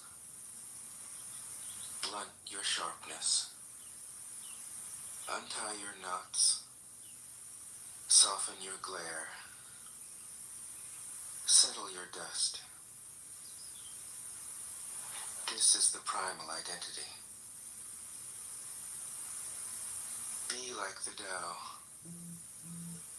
It can't be approached or withdrawn from, benefited or harmed, honored or brought into disgrace. It gives itself up continually. That is why it endures. 57. If you want to be a great leader, you must learn to follow the Tao. Stop trying to control. Let go of fixed plans and concepts, and the world will govern itself. The more prohibitions you have, the less virtuous people will be. The more weapons you have, the less secure people will be. The more subsidies you have, the less self-reliant people will be. Therefore, the Master says, I let go of the law, and people become honest. I let go of economics, and people become prosperous. I let go of religion, and people become serene. I let go of all desire for the common good, and the good becomes common as grass. 58. If a country is governed with tolerance, the people are comfortable and honest. If a country is governed with repression, the people are depressed and crafty. When the will to power is in charge, the higher the ideals, the lower the results.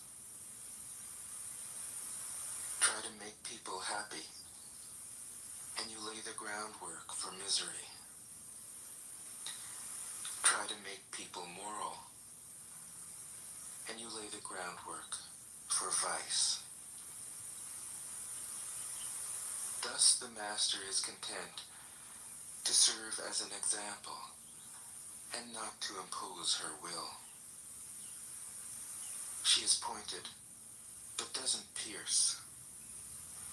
Straightforward, but supple. Radiant, but easy on the eyes. 59. For governing a country well, there is nothing better than moderation. The mark of a moderate man is freedom from his own ideas. Tolerant like the sky, all-pervading like sunlight, firm like a mountain, supple like a tree in the wind. He has no destination in view, and makes use of anything life happens to bring his way. Nothing is impossible for him. Because he has let go, he can care for the people's welfare, as a mother cares for her child.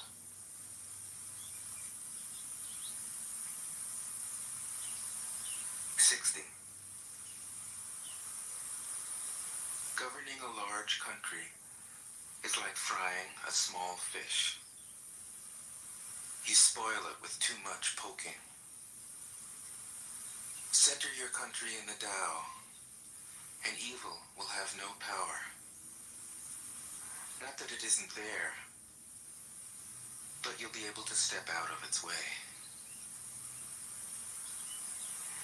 Give evil nothing to oppose, and it will disappear by itself. 61. When a country obtains great power, it becomes like the sea. All streams run downward into it. The more powerful it grows, the greater the need for humility. Humility means trusting the Tao, thus never needing to be defensive.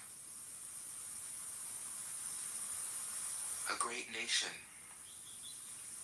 is like a great man. When he makes a mistake, he realizes it. Having realized it, he admits it. Having admitted it, he corrects it. He considers those who point out his faults as his most benevolent teachers. He thinks of his enemy as the shadow that he himself casts. If a nation is centered in the Tao, if it nourishes its own people and doesn't meddle in the affairs of others, it will be a light to all nations in the world. 62. The Tao is the center of the universe, the good man's treasure, the bad man's refuge. Honors can be bought with fine words. Respect can be won with good deeds. But the Tao is beyond all value, and no one can achieve it. Thus, when a new leader is chosen, don't offer to help him with your wealth or your expertise. Offer instead to teach him about the Tao. Why did the ancient masters esteem the Tao? Because being one with the Tao, when you seek, you find. And when you make a mistake, you are forgiven.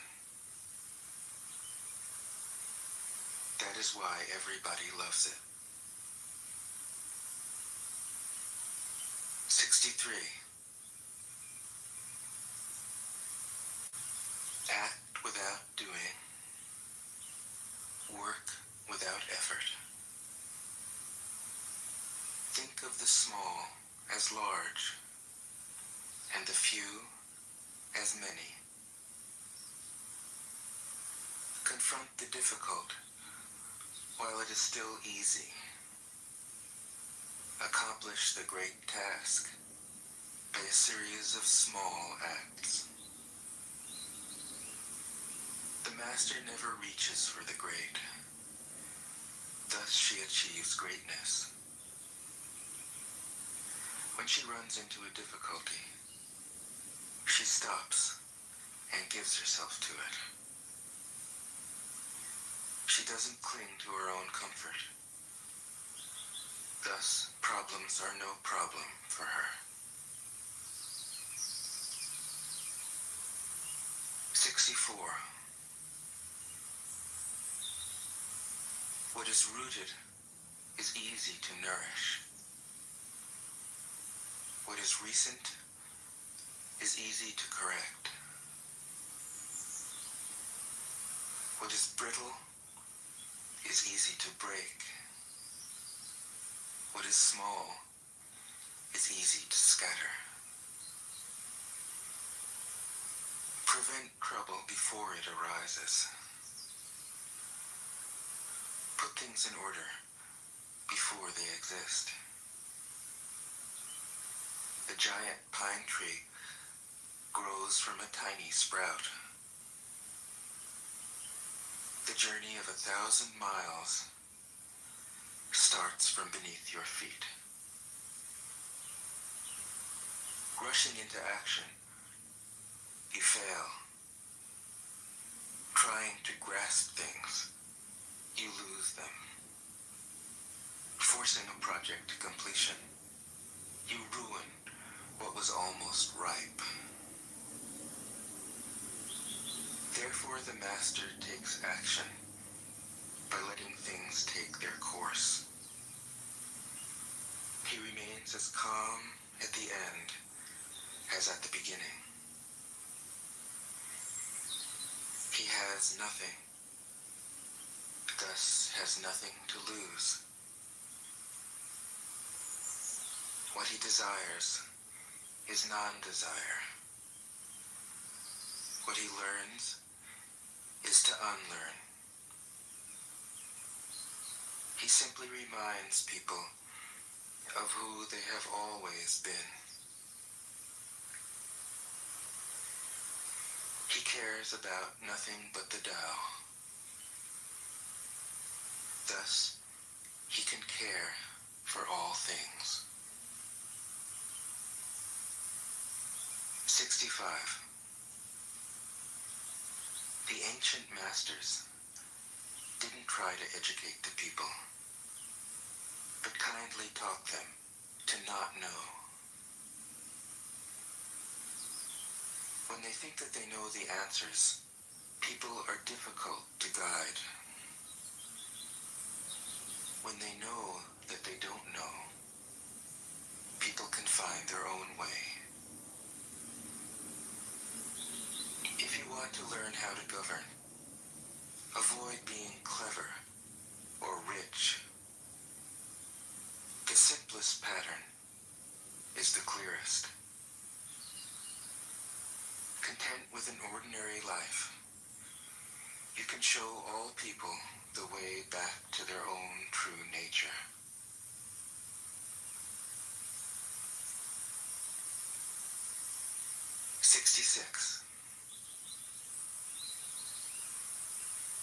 All streams flow to the sea because it is lower than they are.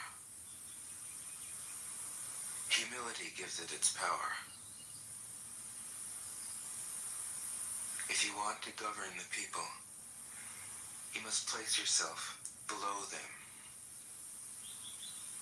If you want to lead the people, you must learn how to follow them. The master is above the people, and no one feels oppressed. She goes ahead of the people, and no one feels manipulated. The whole world is grateful to her, because she competes with no one. No one can compete with her. 67. Some say that my teaching is nonsense. Others call it lofty, but impractical.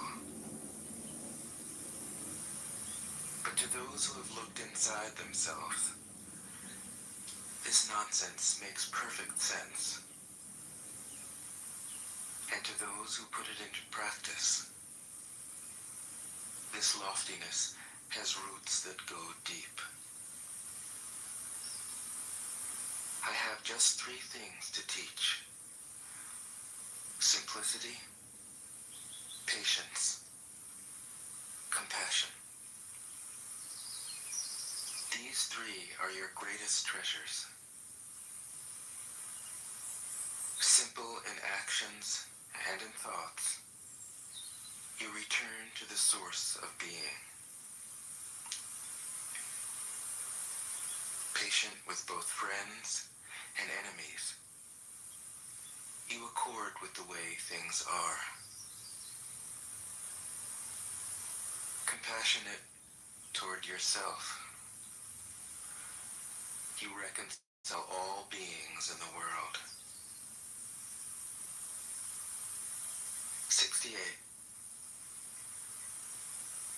The best athlete wants his opponent at his best. The best general enters the mind of his enemy. The best businessman serves the communal good. The best leader follows the will of the people. All of them embody the virtue of non-competition.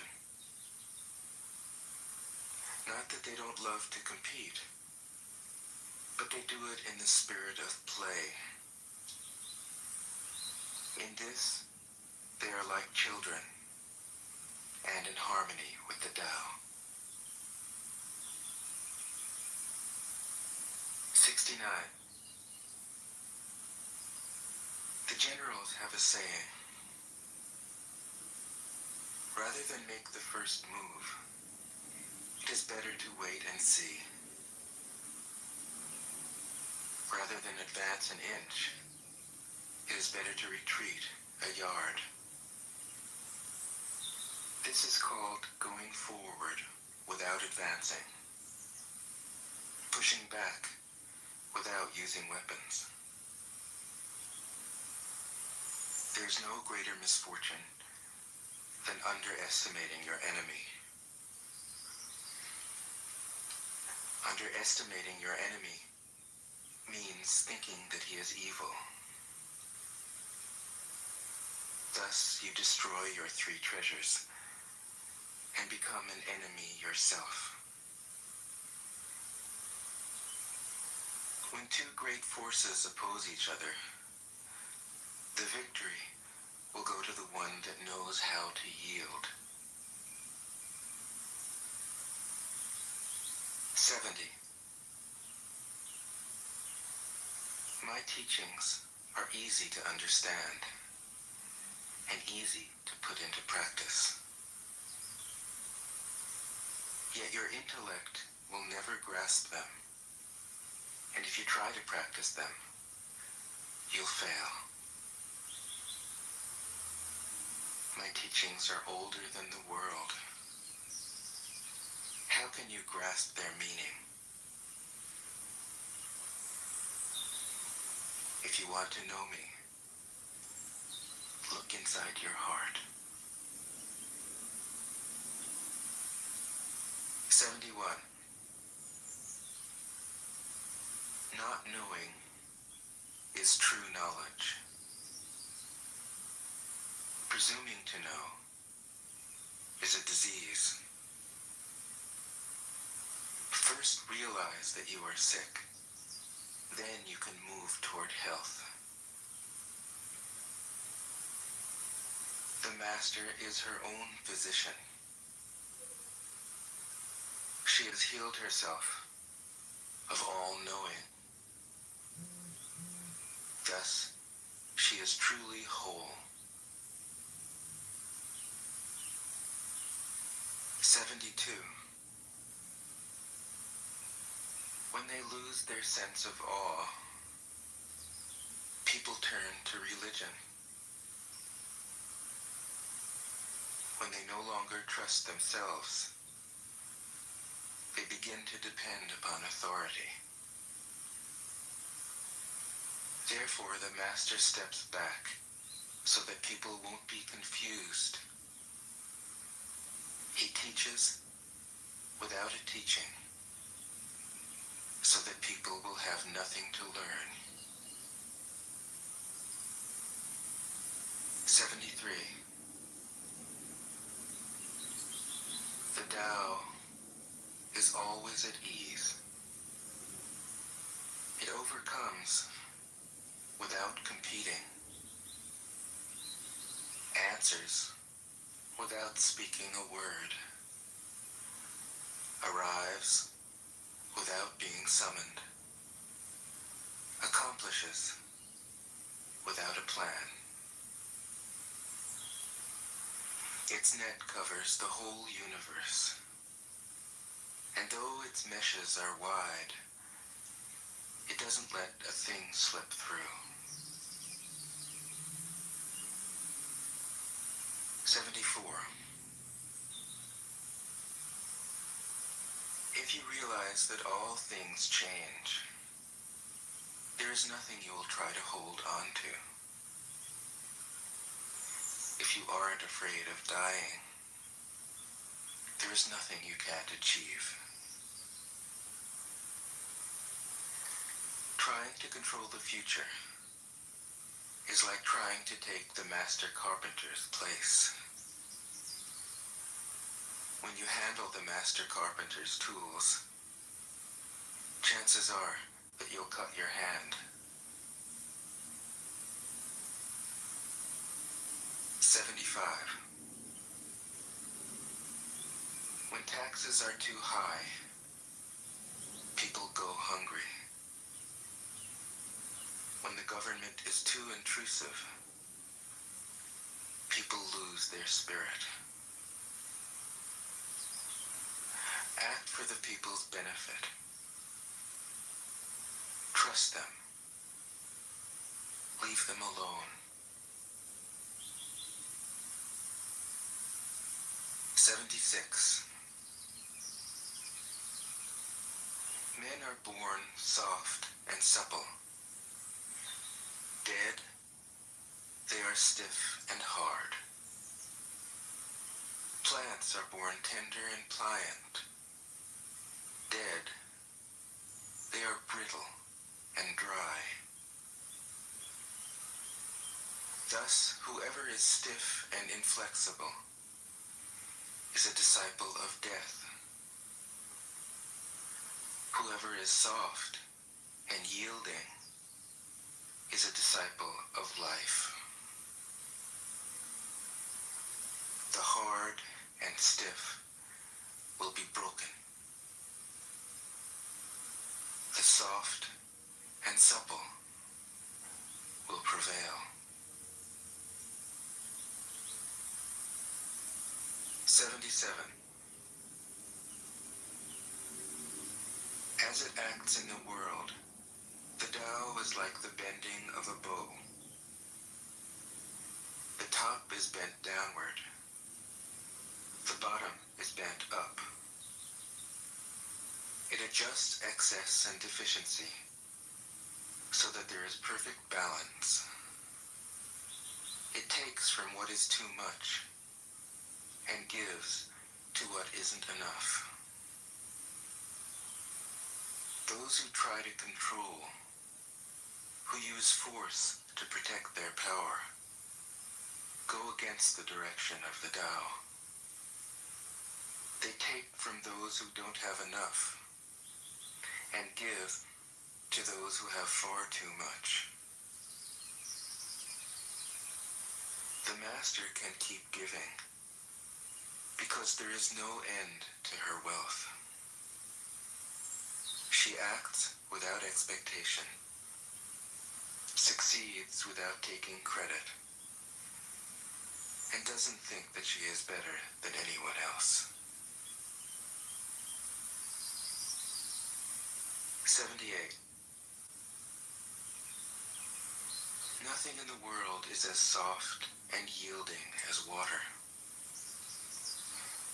Yet for dissolving the hard and inflexible, nothing can surpass it. The soft overcomes the hard. The gentle overcomes the rigid.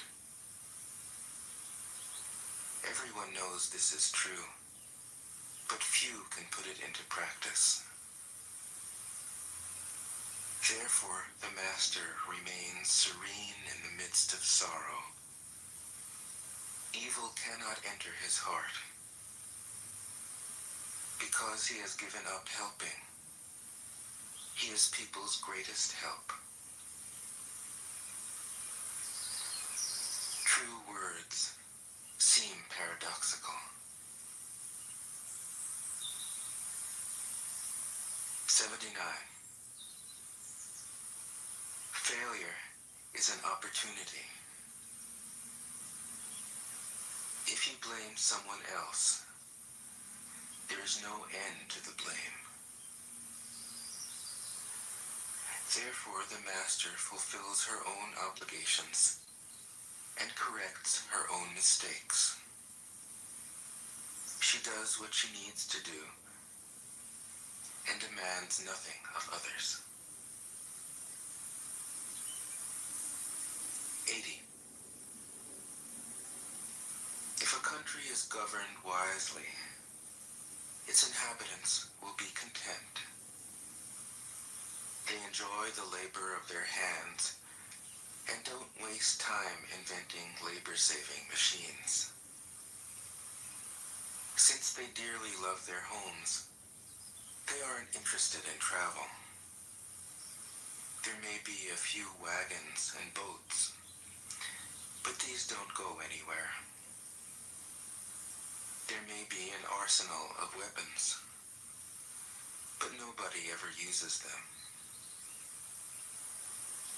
People enjoy their food, take pleasure in being with their families, spend weekends working in their gardens, delight in the doings of the neighborhood. And even though the next country is so close that people can hear its roosters crowing and its dogs barking, they are content to die of old age without ever having gone to see it. 81. True words aren't eloquent. Eloquent words aren't true. Wise men don't need to prove their point. Men who need to prove their point aren't wise. The master has no possessions. The more he does for others, the happier he is. The more he gives to others, the wealthier he is.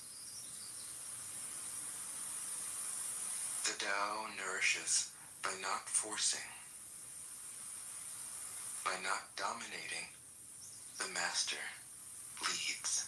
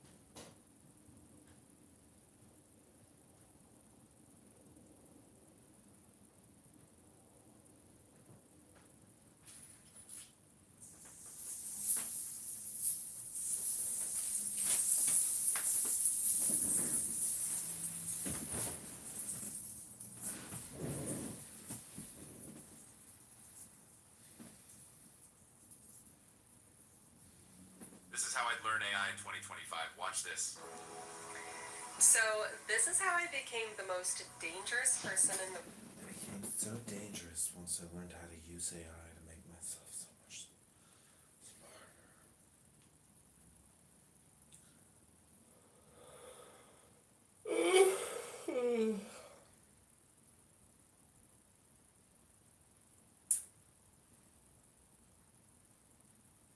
Yeah, I want to hear Oh, can I read my DMs for shit to Let you? me see. Wait, I don't even have my. Wait, you have That's not fair. No, yeah, I know. So I can tell you, don't even worry. I got it for you.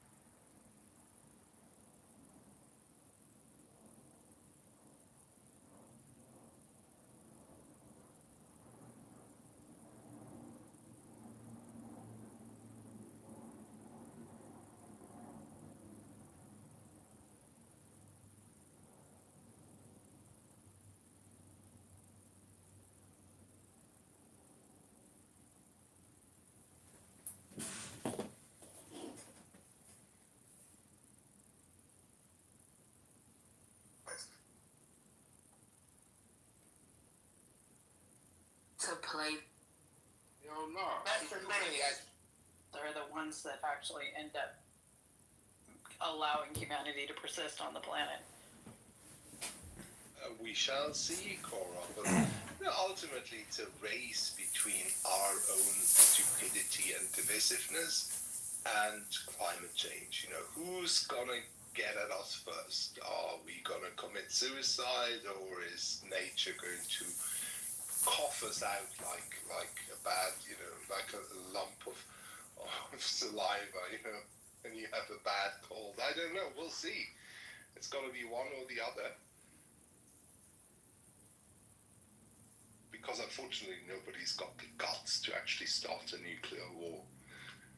That will accelerate things significantly. Oh yeah, for sure. But we have plenty of novels that, map out the scenario. Usually it's something to do with like the center of the country gets like completely annihilated. and the coast kind of maintain. Oh, but what was it called? The day after tomorrow or something? Was the other way around? Or yeah, like when there's huge floods, tsunamis. It's usually Oh yeah. Well, that's people natural in the disaster. I was Rockies thinking. that I was thinking survive, nuclear war. Yeah. I was thinking nuclear war, but like, it's because like, nuclear war. Yes. yeah, at least as far as the U.S. is concerned, most of our ICBM arsenal is in the Dakotas, and then there's also like a lot of stuff in like Nevada, and so yeah, if there were a surprise attack where they were trying to disable our ability to respond, that's where it would hit. So. Well, I mean, if somebody's really clever, they just drop, a couple of nukes on Yosemite until it gets down to the super volcano. On the caldera. It's just gonna destroy. Yeah, that's Yellowstone. Yeah, that's Wyoming. Oh, sorry, Yellowstone. I always mix those. Yeah, which is just start with a Y. Yeah, that's just to the west of the Dakotas. So. Yeah. There you go. So either way, it's the center of the country getting knocked out. But and then like even in cases like Man in the High Castle sort of scenario where you've got this. Of course, this is like an alternate reality of World War II, where the Axis powers win. So you have a land war on the coast, right? The center of the country ends up getting emptied out too, because it's like nearly impossible to defend, and they just would not put any resources there. So just ends up being a no man's land. Yeah, although I don't think that these scenarios are realistic, because I mean, even if like the Nazis had gotten the nuclear bomb first, they still, I mean,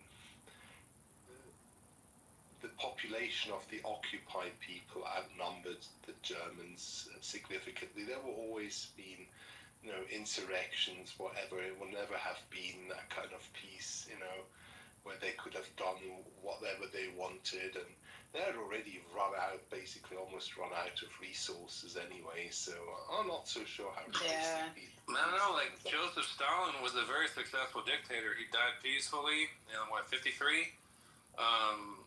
He just managed to control his cabinet of people by randomly executing them. He like have some kind of aneurysm or something like. There's an HBO. I think it was a mini-series. It might have been a movie. Well, the Death of Stalin. That was funny. With Steve Buscemi as like Khrushchev. It was just like freaking funny. I was laughing so hard during all of that. Yeah. Like I don't mind. Like I don't know what we're talking about. Sorry. But like it's funny. Lots of British actors that you know well, like the guy who played. I mean, do you know Harry Potter? Yeah, what's his name? Yeah, I can't remember his last name. It's Daniel something. I can't remember.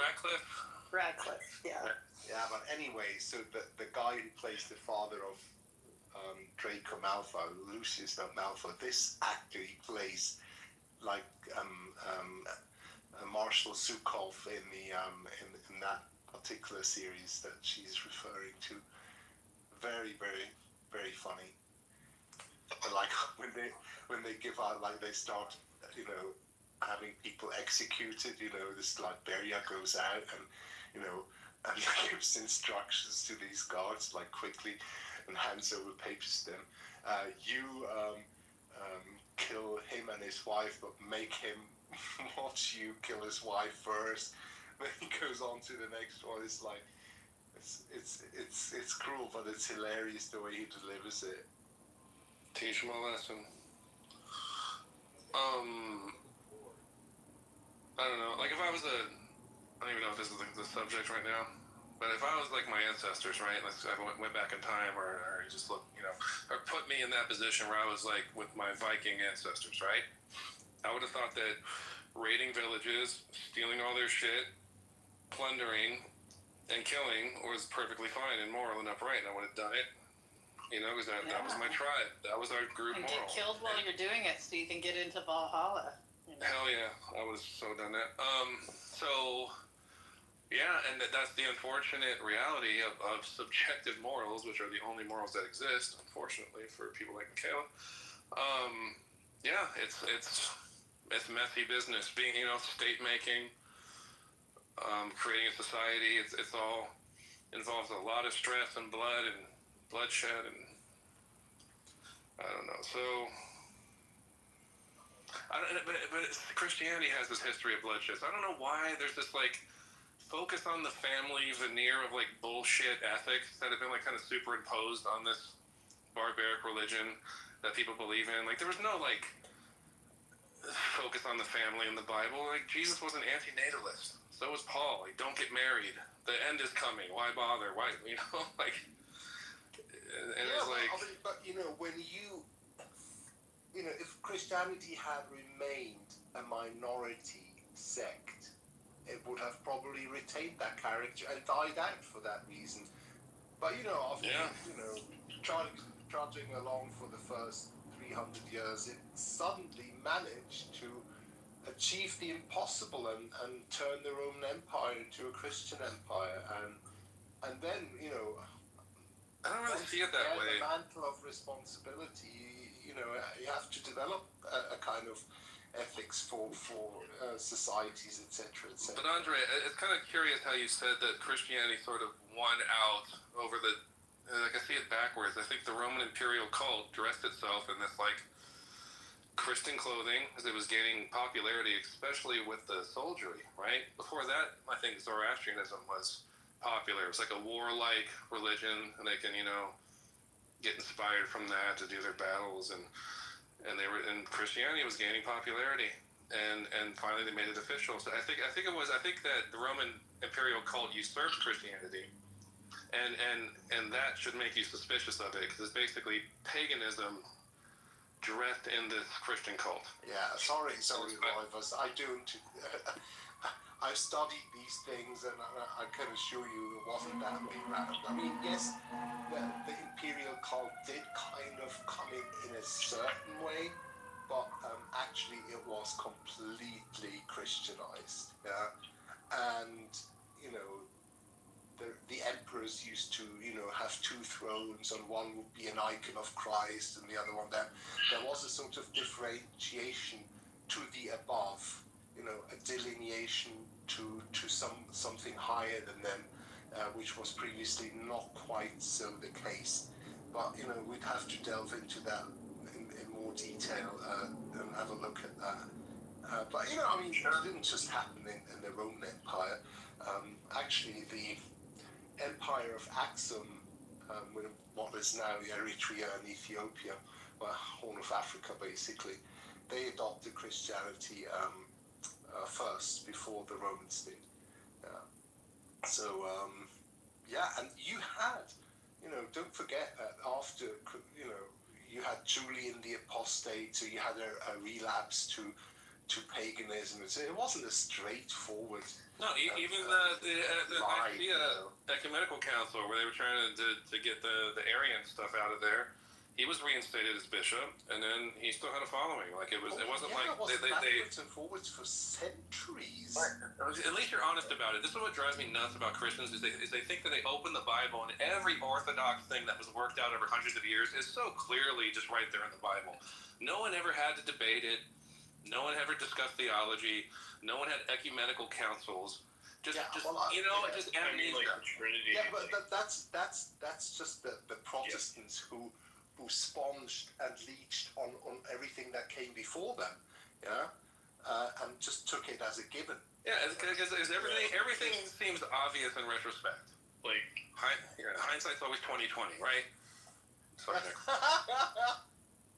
Yeah, I mean, just in general, it's like it's just in general though. I mean, you have it where it's like Protestants and Catholics will of course fight over like tradition about essentially like Protestants will say the Catholic Church was created at Nicaea, the Constantine, that he created the Catholic Church, pretty much, and then Catholics will say, of course, that it was that the church was established when Jesus said he gave the keys to Peter, and but the problem is like which either one you go with. It's like you go back to the early Christians.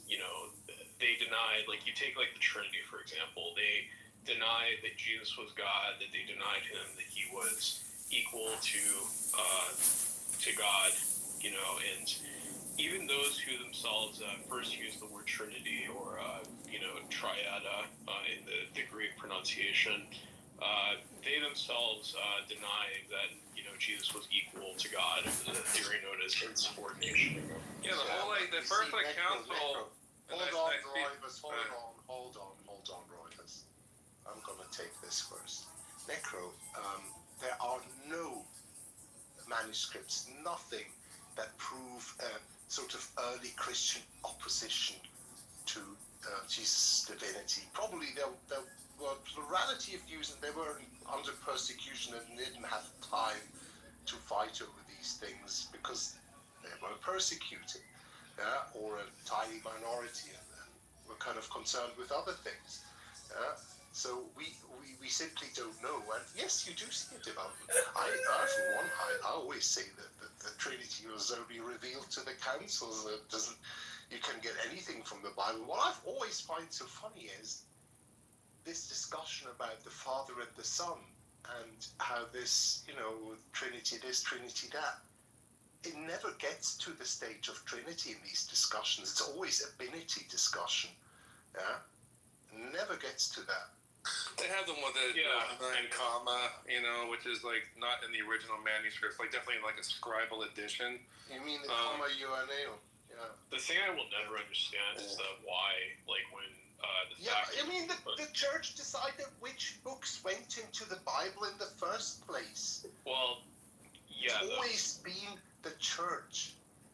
All this Bible stuff is retrospective eisegesis by Protestants because they so badly need the Bible to be a weapon against the church.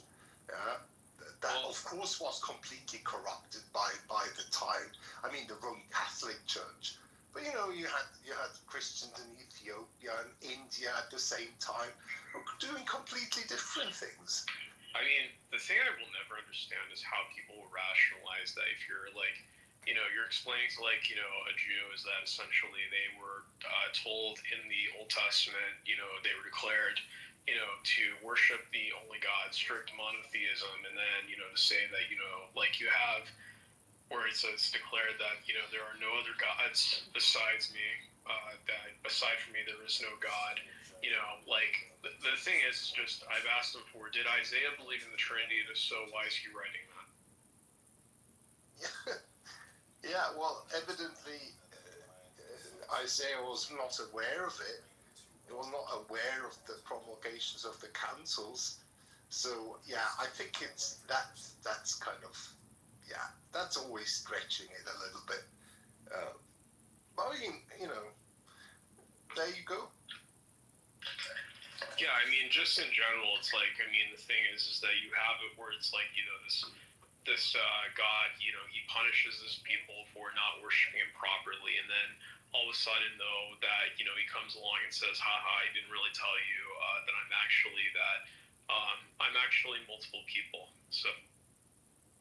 Yeah, but you see, the doctrine of the Trinity is either misrepresented by Christians themselves or misunderstood by those who try to argue against it. Yeah, you don't even need. I mean, you just need to believe into the one true God.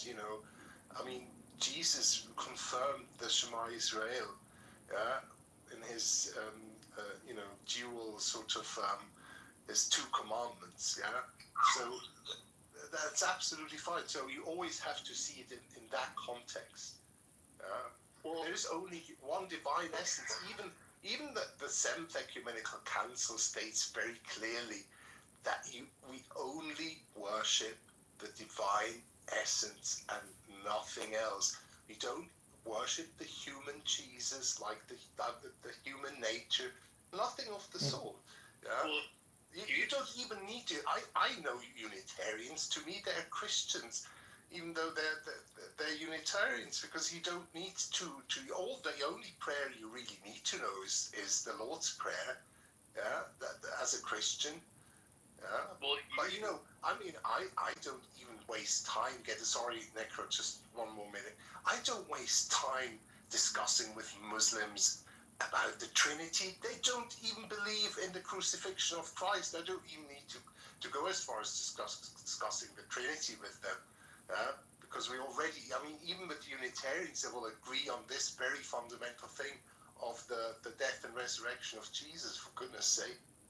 Yeah, I mean, that was the one thing, like, if you ever see the discussion that Bart Ehrman had with Muhammad Hijab, it's like the lesson you get from that is the enemy of your enemy is not your friend, essentially.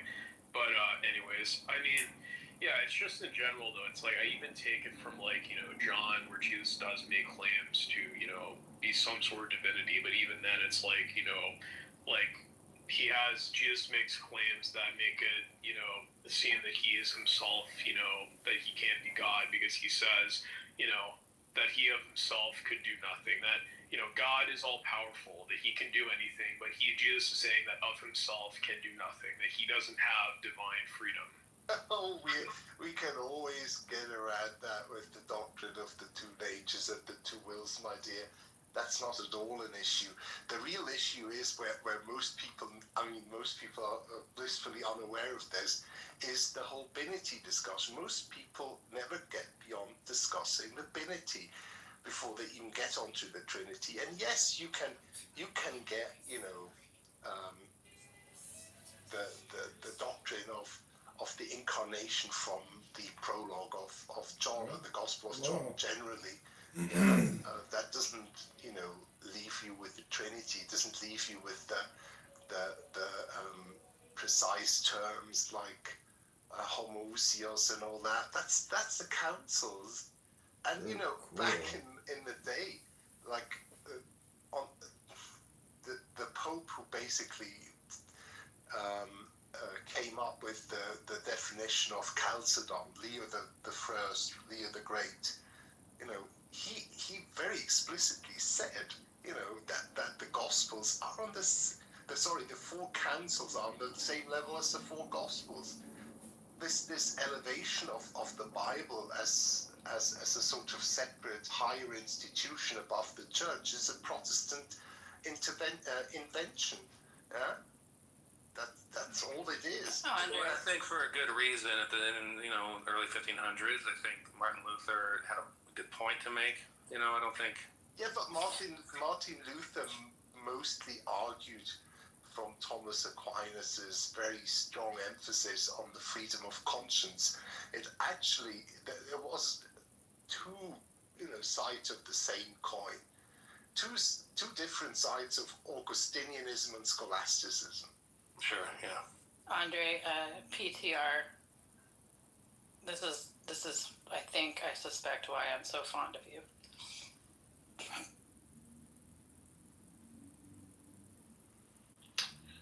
Okay, who is this? This is my grandfather when he was in his 30s. Oh, wow. You remind me of him. Looking good. Is he like 19 in that photo? Because everyone from back then. No, he was in really his old. 30s. He was in his Okay, 30s. he's appropriately aged. Yeah. This was right after. It was when my mom was 2, I think. So my grandmother would have been something like 26, and he would have been 35. Yeah. Oh. I love that truck too with the suicide doors. It's great. So, that's kind of a truck. So interesting, how people had different. And let me welcome. I just want to say, if I can interject, let me welcome the guy who's took $5 from me. If. Did you just say yach or ich, Cora? Those are my two favorite Hebrew words. Both.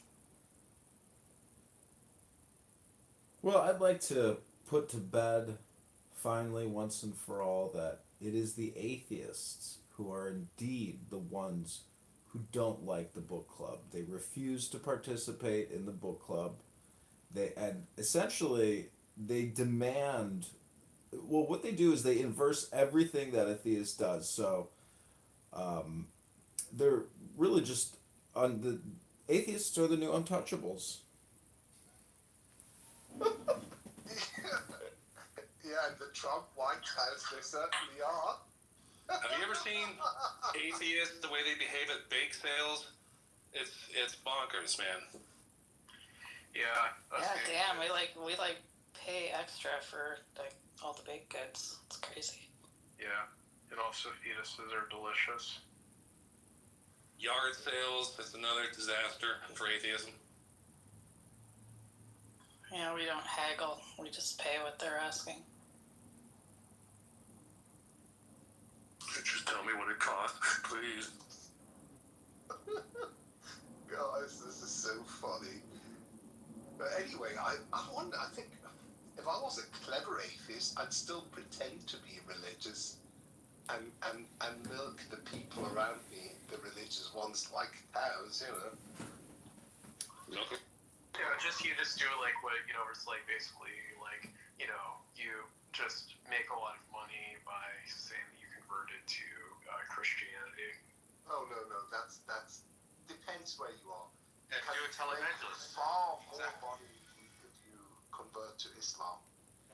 Listen, guys, this is not meant to be in a mean way, but, I've acquired so much knowledge about Islam when I meet Muslims out in the street, in the cafe. They're so impressed with my knowledge. They buy me drinks, like tea and coffee and stuff like that, because they're so not used to like white people knowing all this shit. I mean, so my years at Clubhouse have really paid off. I know that Robert M. Price, who calls himself the Death of God theologian, I don't know, he seems to have a pretty nice way of life for what he does. At what point does a Christian or a Muslim, if they're really into their religion, do they finally say, you know what? I'm a philosopher. I'm actually not a Muslim or a Christian or a Jew. But what's that turning point, or what's that silver lining? When does a dogmatic theist, all or nothing person who says Jesus Christ is the only truth and the only way to achieve immortality, at what point, do they drop the branding and get into When you become a male stripper, that's what happens, yeah. Are you projecting? Sure, I guess. I'm hot enough to be a male stripper, how about that? Does it bother you? Well, John, I can tell you that it's always... I mean, you do have nice, good cheekbones. No matter whether it's going from atheist to theist or vice versa, from Christian to Muslim, it's always sort of biographical bends and kind of traumas that cause these kind of things. You can always tell. If you give me 2 days with somebody and I can tell why they have the worldview that they have. 2 days, that's all it takes? Yeah. I don't know what my worldview is. I'm trying to build in some sort of leeway here. Yeah, is there like a questionnaire I could fill out, like what is my worldview? I have no idea. Like I say secular humanist because I don't know what the fuck else to call it. I don't really care to like. I don't think it's important for me to go like, here's my little life playbook that I followed.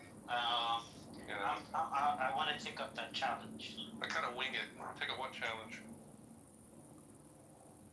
What challenge are you talking about?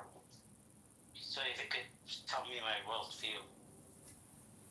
Yeah, but you live like God knows where. I don't mean two days on Clubhouse. Sometimes that could be I mean in person.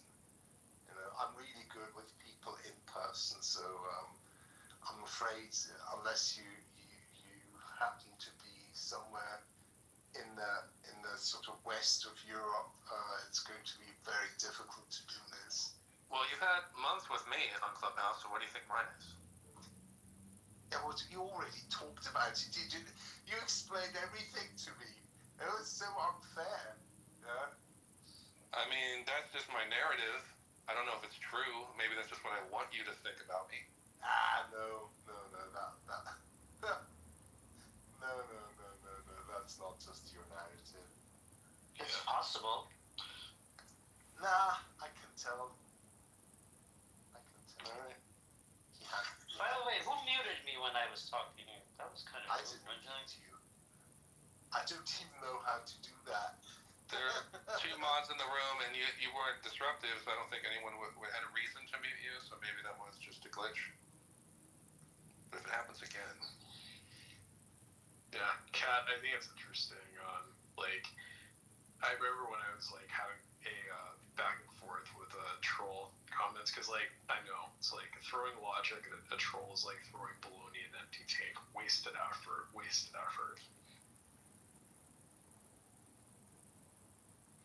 Well, I mean, I like books. On the PTR. Yeah, that's what it was for Halloween. Oh, that looks so cool. It's Jeff the Killer. No, it's Eric Dreamin. Oh, okay. It's hard to tell from the side profile. Yeah. When I was Jeff the Killer, I used black spray paint on my hair. So, Necro, do you think the government shutdown is all because they want to censor any additional Epstein files from coming out, doxing billionaires for their sexual deviant lifestyle? I think that Trump is interested in any distraction, so I believe that this is part of it. But I mean, I think there's more to it, though. There's also, of course, people getting health care. That's a part of it. But I also think, that Trump's distractions from the Epstein files, which is why I think essentially that, I think the Democrats should be willing to open back up the government when, if they can get an agreement on the ACA being expended. The ACA? Because that will mean that essentially Trump can't use this as a distraction. Got it. Well, as if Trump cares. Nothing can harm him. Not even the Epstein thing. Well, nothing. He can do anything he likes. His fans are so... He's scared as shit of the Epstein files. Like, anytime that they're brought up again, he is, he's watching fake news. He already... It's not working because it was his own people he promised he would give this to. Well, I know, Necro... but it doesn't matter. See, the thing is, like, Necro, like, he has no obligation to tell the truth to even his own constituent, like his grassroots people. He has, in fact, his grassroots. He doesn't care. He doesn't care. He needs to get reelected. Well, like the truth is a commodity, like for the elite class. I mean, that's the thing. Like all of the common people do not like. That's why he does it on purpose. This is like a condescending wealthy person thing. Necro, I file for Congress tomorrow. You're in a situation where you hang out with this ultra rich people. You'll see what I'm talking about. Necro, I file for Congress tomorrow at noon. I got 1,650 signatures. We only need 1,550, and tomorrow I will officially be filing. So thank you for your $5, Necro. I hope to make you proud. I promised you that I would ask Trump to release the Epstein files, and I'm going to make good on that promise for you, little And Necro. that you would ask him to drop the charges against Snowden as well. Correct. Julian Snowden must receive a full pardon. Julian Snowden. If Trump cared about... Did you just conflate Julian Assange and I did. Snowden into like one person? I did. Julian Snowden, yeah. Well, I mean, Julian Assange, he already served his sentence, I think. Well, he should get a pardon too, though. Anyway, I already forgot about those people. Well, snitches... I think Julian Assange deserves a reward, though. Don't get me wrong. Yeah, I don't know. Looks like he's collected Madame Tussauds, a wax figure. Although, if he did cocaine, you probably could call him Julian Snowden. Yeah, The only Julian I think of is Julian Casablancas from The Strokes. I call one of the feral cats in my backyard Snowden because he eludes capture. Hello, Matthew. Long time no see. How you doing, Andre? Good? Yes, and you? Well, we've never seen each other, but it's been a long time since we've spoken to each other. Yeah, that's true, indeed. To be more logical. Yeah, absolutely. You're totally right. Well, how have you been? I saw you having a debate with a couple of people, but I didn't quite get what it was about. Nor did I, to be honest. I really know what's going on.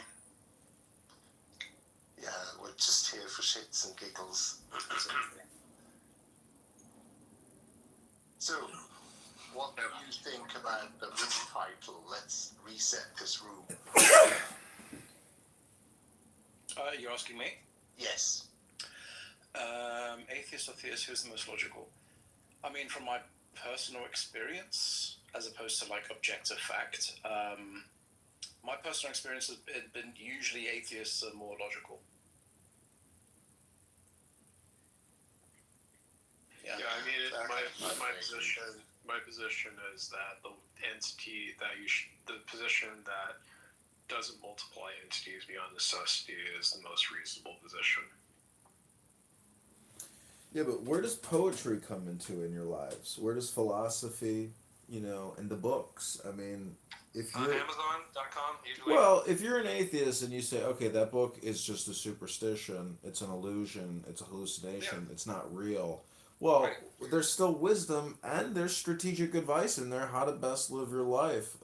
There's a lot of practical things in there. I think there is wisdom in these books, but it's not the narrative in the books. It's kind of like why and when they were written and like the history of it. I think there's wisdom about the human condition, thinking of it that way, in my opinion, not necessarily like reading it at face value is Well, pointless. the Tao Te Ching is not from a Judeo-Christian perspective, yet it still calls the Tao the eternal void, the now, the nothingness, the source of everything. So it's a philosophy. And if you're an atheist and you don't like philosophy, well then, you just don't like tacos or burritos, but you prefer pizza, which is your atheist pizza with pineapple on it. Like you maybe, I don't know, maybe you just don't like books. John, about the voice. You get your stupid little. Like, it's not funny, John. Like no one thinks your little voice is funny. If you like, do some stand-up comedy and do that voice and see how many people. Vote John Kitover, March 17th, 2024. Can we stay on topic, please? Like you have to do your dumb little characters right now. Yeah, let's please. Somebody's a little triggered in the book club. Yes. Yeah. Anyway, yeah. I didn't get that book analogy anyway. Meaning that atheists are just disgruntled book collectors. They hate people's books. That's what I'm saying. The problem is that we talk about theists and atheists, and from my experience, the plurality within each of these movements is so effing huge.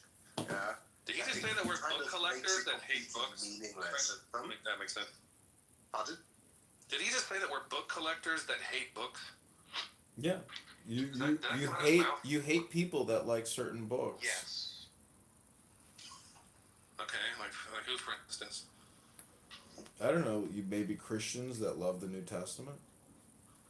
I got two Bibles. I have an Orthodox study Bible and HarperCollins study Bible. I'm perfectly fine with the Bible. No shit with it at all, actually. Oh, okay. Well, as an atheist. I got two Qurans too. I got the clear Quran, and I have the NJ Dawood translation. Is it glorious? Is it the glorious edition? The Quran's one of the worst books I've ever read. Let me be honest. I think that is a toss up between the Book of Mormon and the Quran being like the worst religious books, like so schizophrenically put together. I'll say that even though the Quran's better written than the Bible, I will say that the Bible certainly does burn better. Yeah, but you see, again, that comparison, it's like the Bible is a collection of 60 books or so. I mean, the only book in the Bible that makes the claim about itself that the Quran makes, that it's kind of dictated into somebody's hand, is the book of Revelation. Like, I think the Gospel of Mark is is probably my favorite in the New Testament. Probably the whole. I don't know. I think that's because of the maledictions or what? Just the fact that he's trying to ask people who he is, and no one gets it. Like, his own disciples don't really understand him. He's just like suffering with this like affliction of being human, and also having to be crucified, and he's like sweating blood on the floor, and also like you can read it. I don't know like what version you want with the extra 14 verses at the end or whatever, but I kind of like the as original as we can get. Just the truncated ending. If you're an atheist, and some people want to perform rituals. I'm an atheist every time you talk to me. I'm just a person. Well, I'm looking at the room title. I don't write. Oh, I'm sorry. I'm talking to the room. I'm not addressing you specifically. I'm just saying that if you are a theist. I know you're doing an annoying character. I like why you're doing this. If you are a theist and you like to perform rituals. Turn down my volume until he's done talking because he's wasting our time. But whatever. Oh, I'm sorry. I do like the sort of like cinema verite ending of Mark, where it's just like, okay, dead Jesus, fiend. I'm just saying, if people LARPing. Common theories about that is that it's just that the beginning and the end is missing. Yeah, like got lost. That's one of the explanations. At least when I studied theology, that's what they told us. So that's why we have 4 gospels. And all you got to do is make up a new ending. No big deal, right? It's the word of God. But don't atheists give theists too much credence for their LARPing? Because when you say what you're doing is essentially nonsensical and schizophrenic and delusional, you fail to see that they're actually trolling you by LARPing and doing what they're doing. So it's kind of like that quantum moment, that quantum leaper where you can run those experiments. I don't know why we're tolerating this stupid little bit he's doing. It's like it never changed, it never evolves, it never goes anywhere. You just do the same shit. At least you're not saying hypnosis. It's the same shit that you're doing. But it's like this is no better, dude. I like what Honey Badger put in the comments. She or he, I'm not sure if it's a he or she, but I think it's a she, I guess. The dude, Honey Badger's the guy from California. Oh, sorry, my bad. So he wrote theism, for the geographically and communally conditioned. That's actually... that doesn't happen. Allegedly he's a guy. Well, I like it because it's true, actually. It's a lot truer than I think a lot of people who subscribe to religion think. And it doesn't have to be offensive. I don't think, I mean, he may have intended it as being offensive, I don't know, but it's actually a really nice kind of short. I don't know if he came up with that, but it's true. Yeah, theism is for the geographically and communally conditioned. It's a good point. Everything is so is atheism. Yeah, because atheism is in the end a part. I mean, the people that I know here on the app, it's actually a form of Christianity. You know what? I think it came out of it. Out of it that Western atheism is just a development of natural theology, of the freedom of conscience postulated by Thomas Aquinas. We can see this like a red thread, going through. And I mean, Muslims made their contribution as well by making all the Aristotelian writings available to the scholastics. So yeah, it's like it's all kind of intertwined. Would you say one of Cora's favorite philosophers, one of them, Zizek, makes this weird point that in order to be truly an atheist, you have to go through Christianity and experience the crucifixion, God dying. It's all very atheistic. Yeah, I don't think I would be like a hard-nosed atheist if I wasn't a Christian first. It's probably if I didn't go through that shit, I probably wouldn't be talking about this. Yeah, I just like whatever I was before when I was 9 years old. I had no church. I didn't think about God. I just kind of, whatever, ate snacks and whatever the fuck I did when I was 9. Yeah. So sure. Yeah, like the Age of Reason, all that stuff probably came out of rational artifacts of theology and philosophy. Like that's the perfectly, 30 Years War. Oh my God! 30 Years War, because it was the 30 Years War that really made people, the educated elites, fed up with religion. I mean, Hugo Grotius, the Dutch jurist who wrote a very significant writing called Of War and Peace, and he, for the first time, he postulates that certain inalienable rights, I mean, based on natural law, he says this, based on that, humans had rights, and I quote the Latin, etiam si daremus non esse Deus, even if you assume that there is no God. That was a watershed moment, and it's all in the sort of context of the 30 Years War. Actually, in his case, it was the 8 Years War for the Dutch. He was Dutch, Hugo the Groot in Dutch, if anybody wants to look it up. And those are watershed moments, and they were caused by, I mean, think about it, in the, like, Western Christianity, which has been kind of physically separated from the East for a long time. There was the unchallenged Roman Catholic rule for a very long time, and then suddenly you have this alternative called Protestantism, and that was already like, making people think like, it's not so unchallenged after all, and then the cracks start opening wider and wider in that dam, and then Enlightenment, and then Darwin and all that, and it's all gushing out, leaking out. But it's all interconnected. Yeah, I don't mind that narrative at all. I don't think that we would have been as advanced in our scholarly pursuits if it weren't for religion. It's kind of like we wouldn't have chemistry without alchemy. I think religion is vestigial at this point, at least for me. I have no need for it, and I'm sure that I'm like everyone else. And there's a point where I think most people won't need it anymore. Yeah, there's no need for it because you're living a good life now. But what if someone is What? That's a question generally for the atheists. What would you guys? Where would be your hope if your life was miserable and everything was wrong in your life? Was miserable. I don't know. How would you? I mean, there's nothing after death, and your life, your current life sucks. Africa, is your life so horrible that you? Well, I don't know Africa because I'm not. I'm not in that situation, so I don't want to pay lip service to what I would do if I was something else. Like I don't know. Like you say, good answer. Like Africa, is your life so depressing that you really need something after life to look forward to? My life is not so depressing, but my life is very short, and it's not fair, right? So. Yeah, so I mean, why would we need to look to an afterlife essentially if it seems to me that if we make everything about, life after, if we give more credence to that, it takes everything away from the meaning in this life that we have. I'm just wondering how you get to it's not fair.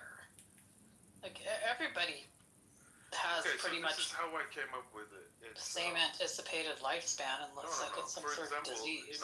The 2025, we live in America, wherever, first world countries. I mean, we have it pretty good. But let's say you were born 2,000-3,000 years ago, living under a tyrant. You're enslaved, and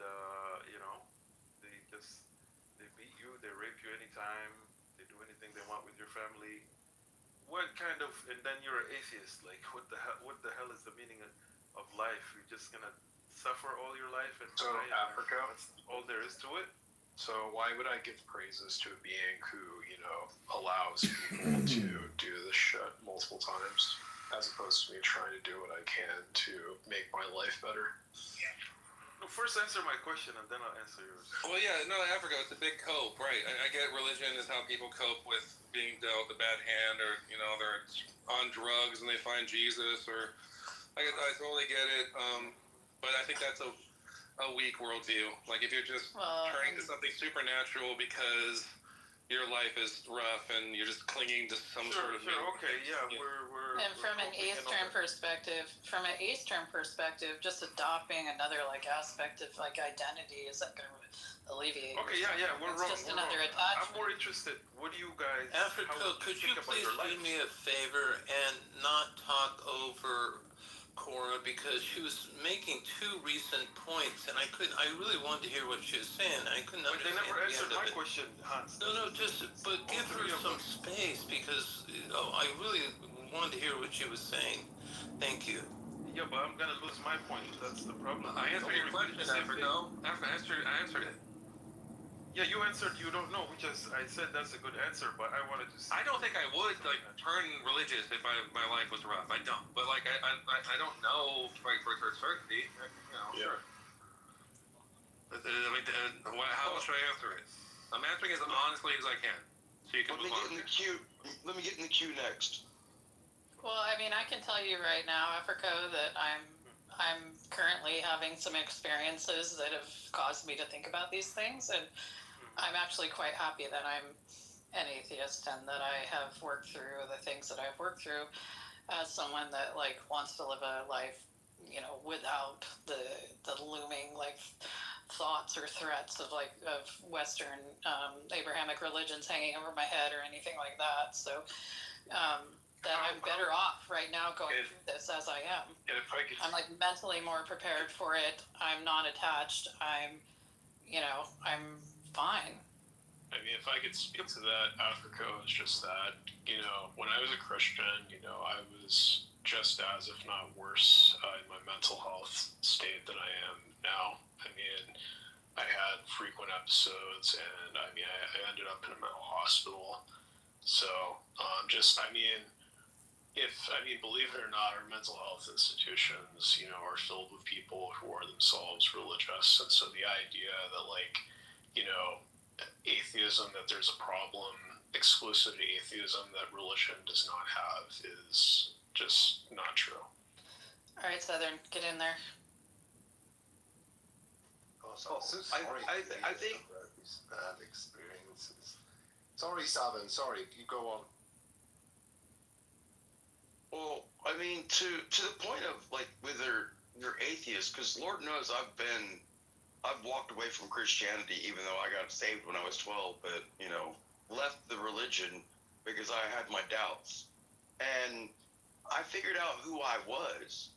But when I figured out who I was as an atheist, and I was good with who I was as an atheist, I was still always looking for a higher understanding than myself. And that's where my faith and my religion came back to me, because there were so many unanswered questions that I can't answer as a human to things that are supernatural and beyond my own thought. And I attribute those things to what you would consider God. And that's where my theism comes in.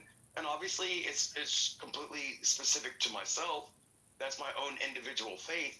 And I'm not putting anybody else's walk in their life that they may be in an atheist like I was at one point in my life, but I think the fine line between atheism and faith and Christianity, or even any whatever religion, it has to do with your belief system and how you interact with yourself to the world, and there I'll land it. Well, why does there need to be something supernatural? What's the point of believing in that? I don't really understand. And you said you were an atheist. You needed a supernatural. Because the natural world cannot answer those questions. What questions? What's after now? The future. What does the future behold? What does it behold? What does that mean? Good. What are you talking about, dude? I mean, Southern. You want a prophecy or something? I think I know what you mean, Southern. But I have to tell you, No, Andre, I want him to flesh out these ideas himself. I don't help him. Okay, dude, you're talking to someone who like grew up in a fundamentalist Christian household. Has been an atheist since I was about 19. I always thought the ideas were extremely far-fetched and silly, but I liked going to church, and I'll still go with mom and stepdad when I visit. So I don't hate the church or anything. I don't understand this like what you think supernatural explanations get you.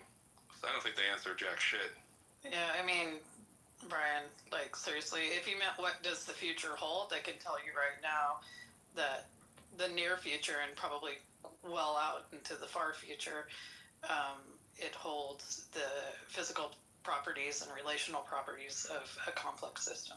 And what is supernatural? What is like appealing to a supernatural answer tell you about the future that we're missing?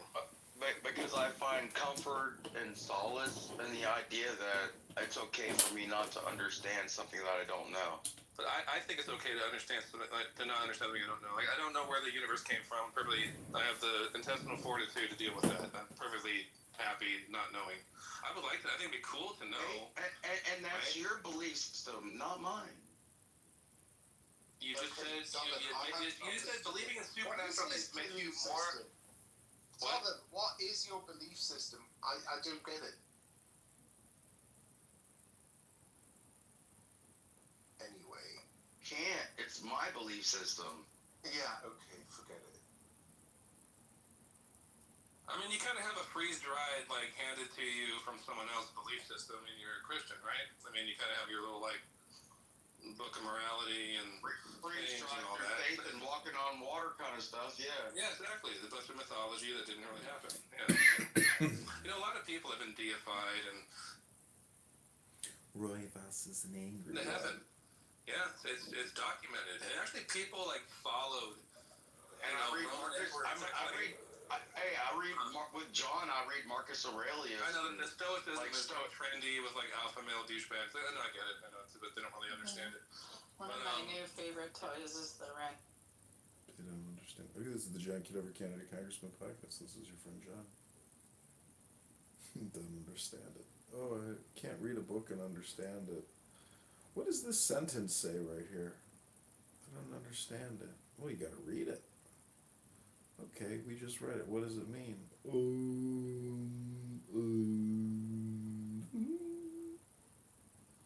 Oh man, Rabbi Casanova has a funny picture of JCC up there.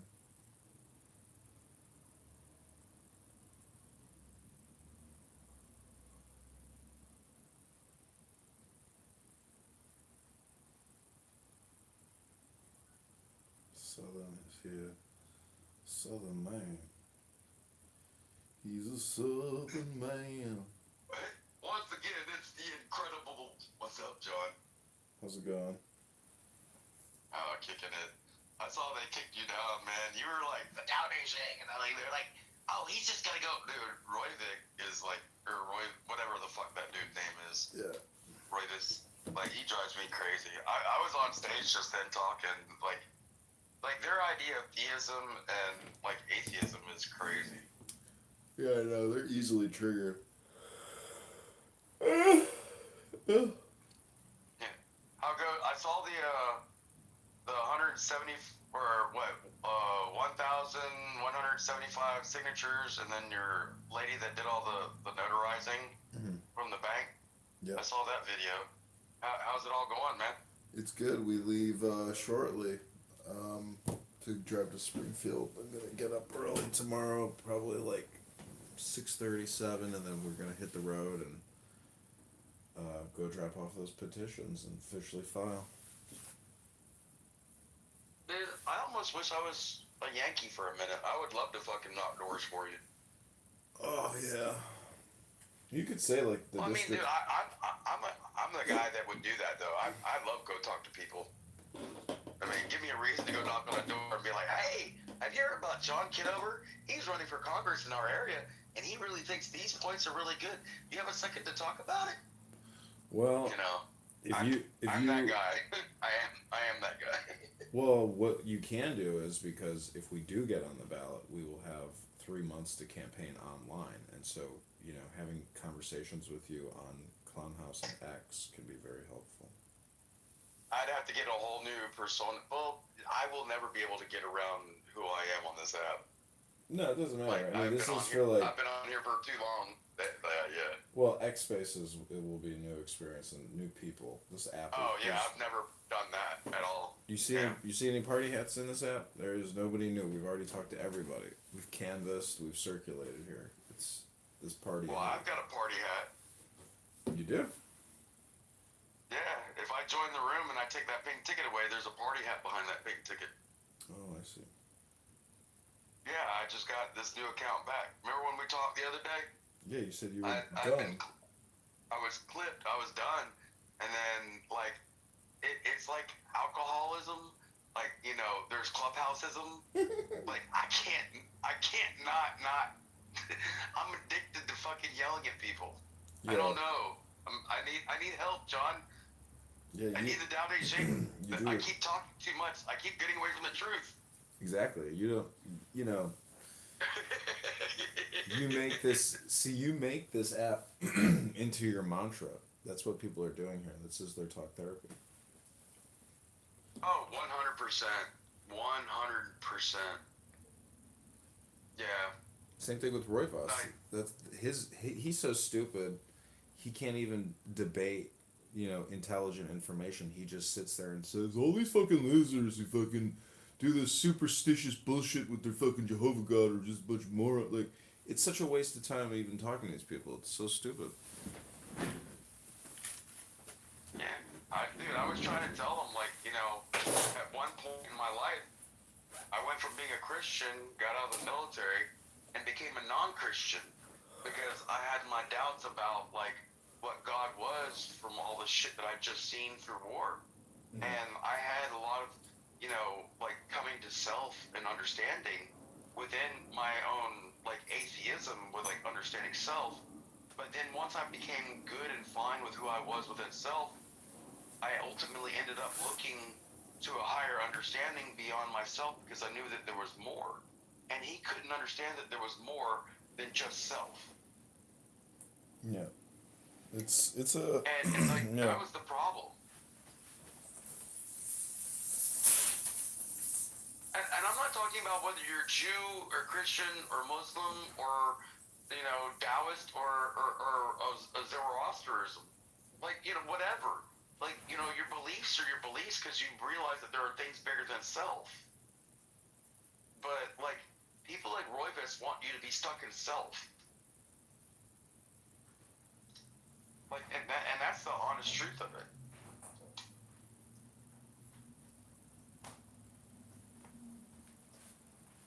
Well, like, if you're a Muslim, you're dumb. If you're a Christian, you're dumb. If you're a Jew, you're dumb. If you're an atheist, you don't believe in shit, you're smart. I'm like, is that really the only, like, profile that we can have? Well, they're playing the contrarian game as opposed to the Unitarian game. And that's just the game they want to play.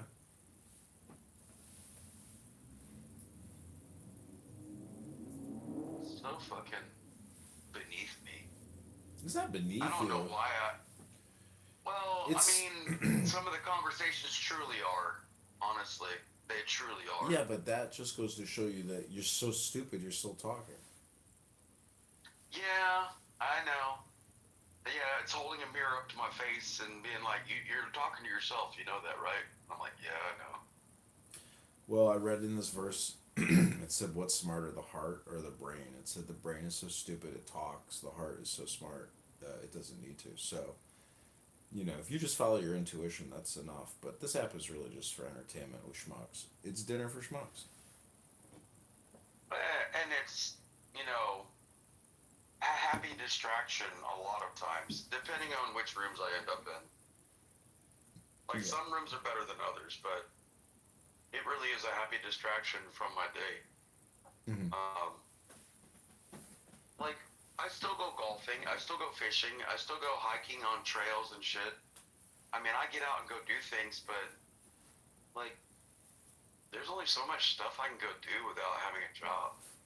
Mm, yeah. I need to go back and fucking work. Mm. That's what I need to do. You need money. No, I don't need money. I got money. Then why do you want to work? To occupy occupy my time. So you're bored. There's so much. And there's so much. And lonely. Well, but that's what I'm saying. I'm substituting that like bored and loneliness with Clubhouse. Exactly, because this is the lowest hanging fruit. It's easy dopamine. Yeah. You're basically Yeah, exactly. You are Pac-Man, and you're going around it eating up dopamine while these spooks on this app, these ghosts that come out of Are the chasing box. me around. Exactly. It's Yeah. Life is like Pac-Man, and this app is basically life itself, because life is all just communication.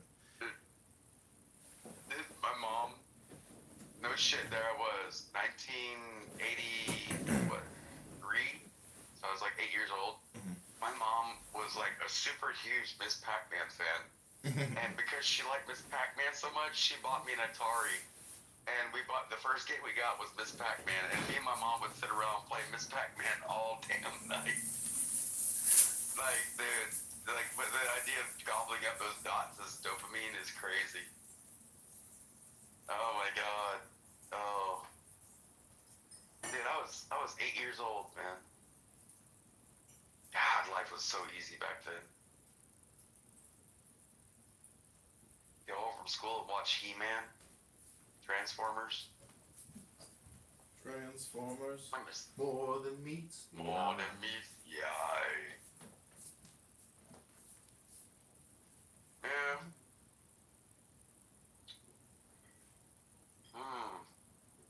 I don't know, man.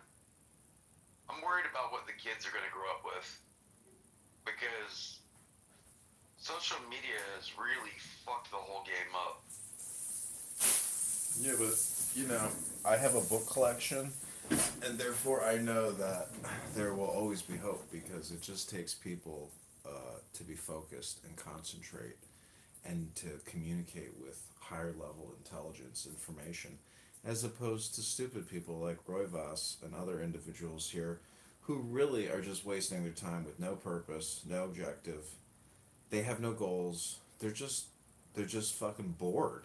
They're fucking bored, bro. They got nothing going on.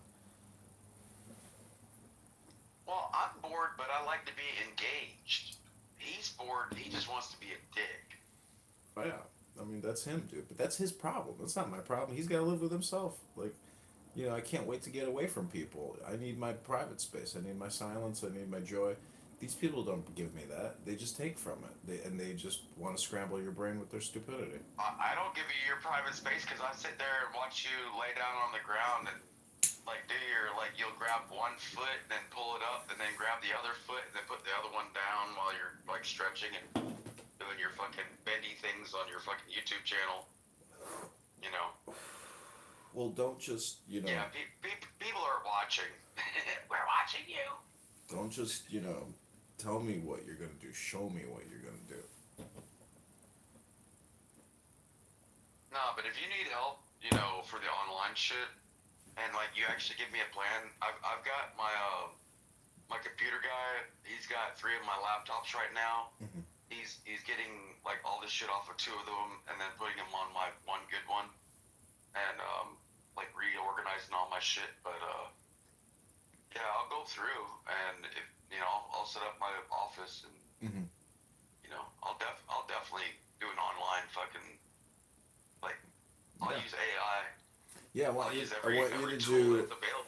you to create spaces and do fundraisers and talk about your military experiences and talk about your political beliefs.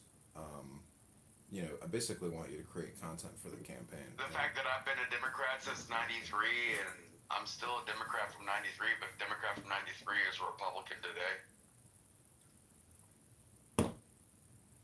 Yeah, you're basically a hype guy or a promoter for the campaign. That's what I need you to do. Yeah, I'm down, and I would love that dude that's the incumbent to come after me.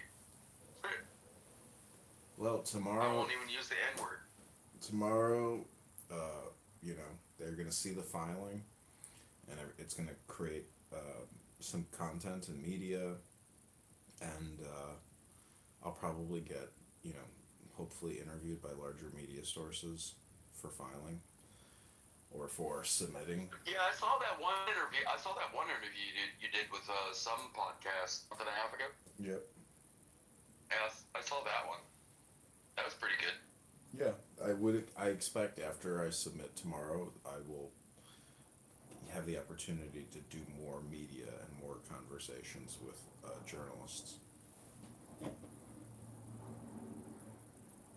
Yeah, dude, I'm like yours breaking a leg, dude. Yeah, but I need your help because it all is LARPing. Like exactly. you said, It's all acting. It's role playing.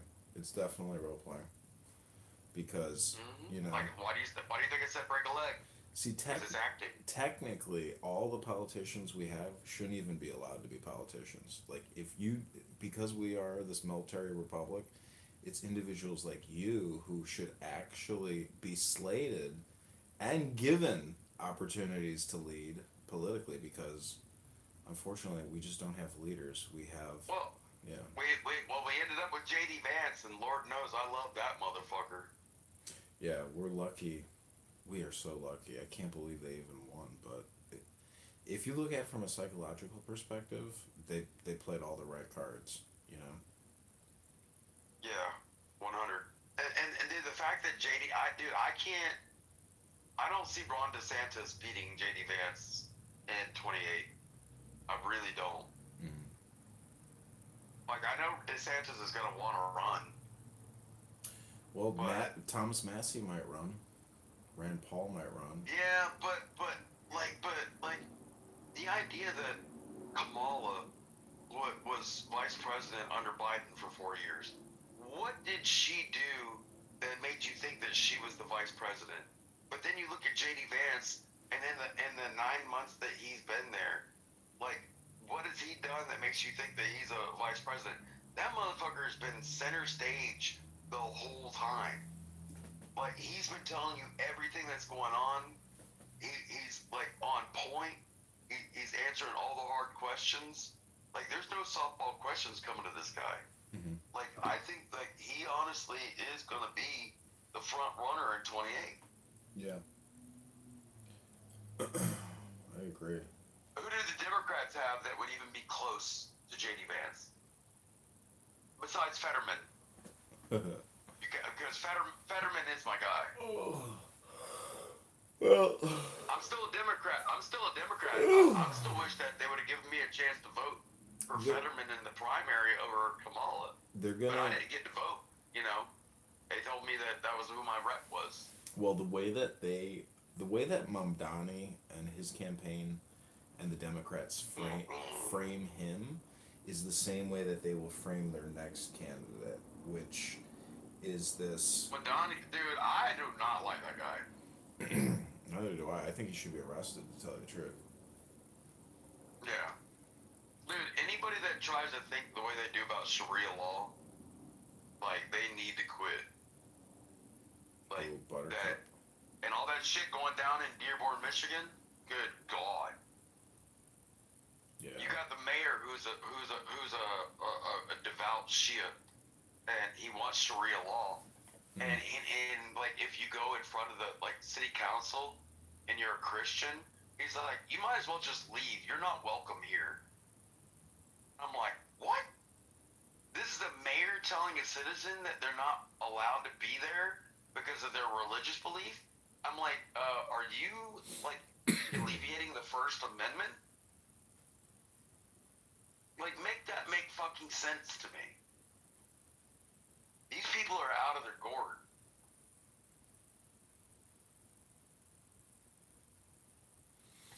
Well, now I know all my buddies that I knew from Iraq that went to Dearborn, why they left in the first 2 years.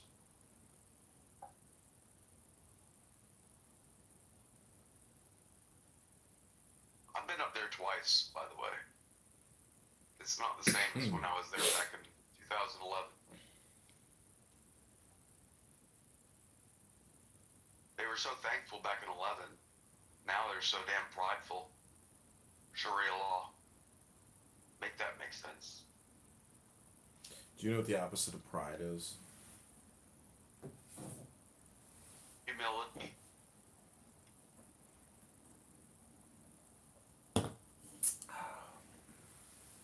Can you think of a word that you can't think of the opposite of? Depends on how drunk I am, I guess.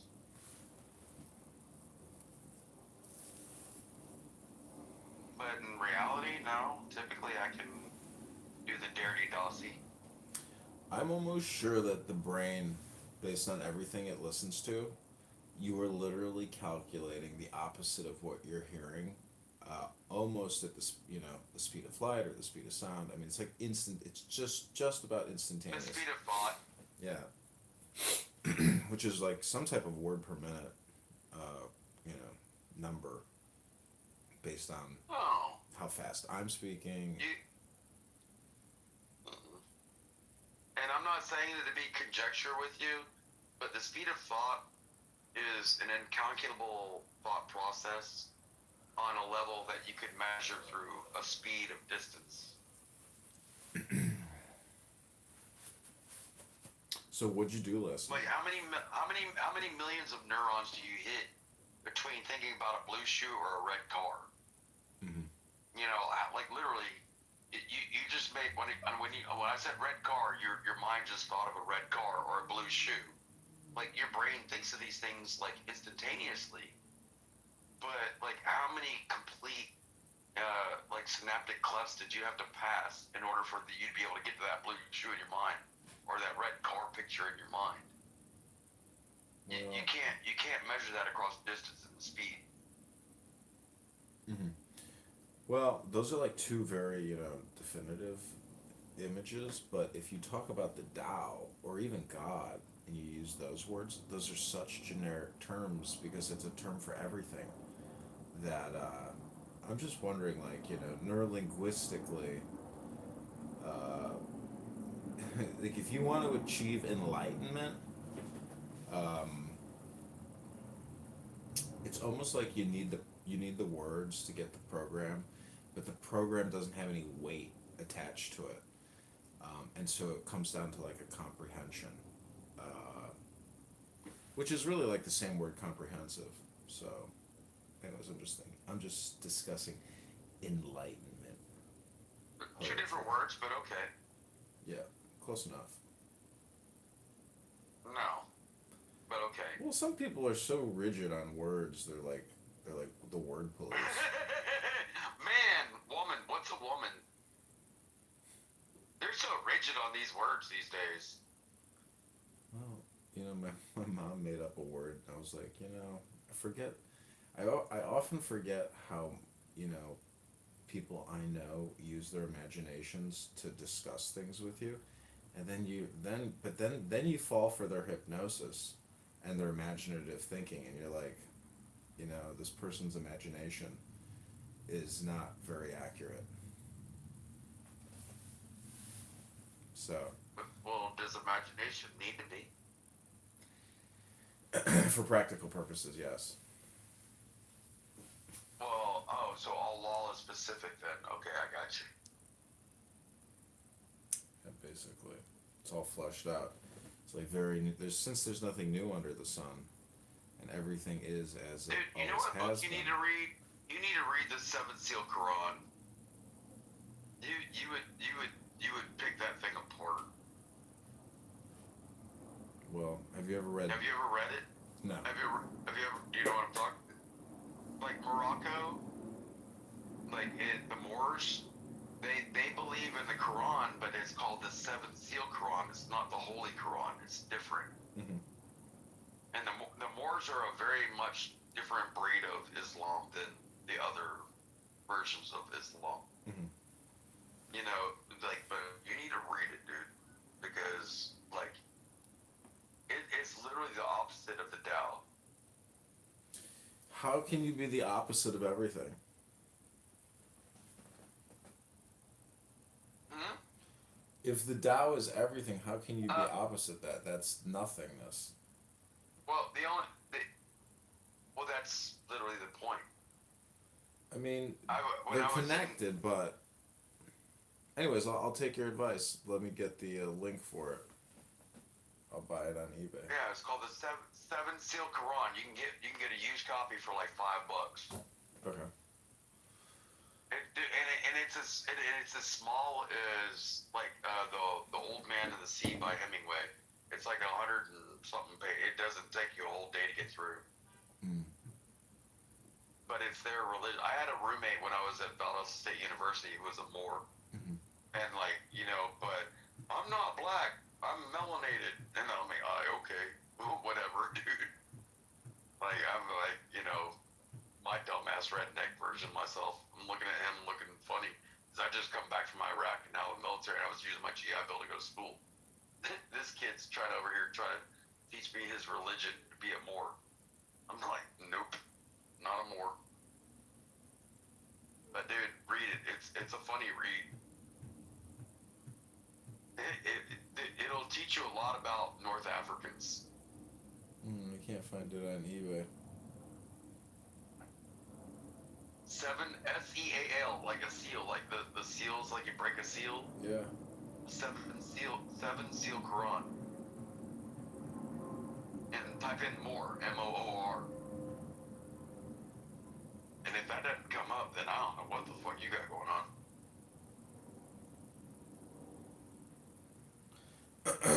Just doesn't want to show it to me. Dude. Well, yeah. Have you ever heard of the 7 Pillars of Wisdom by T.E. Lawrence, 1935? Oh, yes. Yeah. I don't recall much of it, but I mean, I remember vague despondence in my mind about it.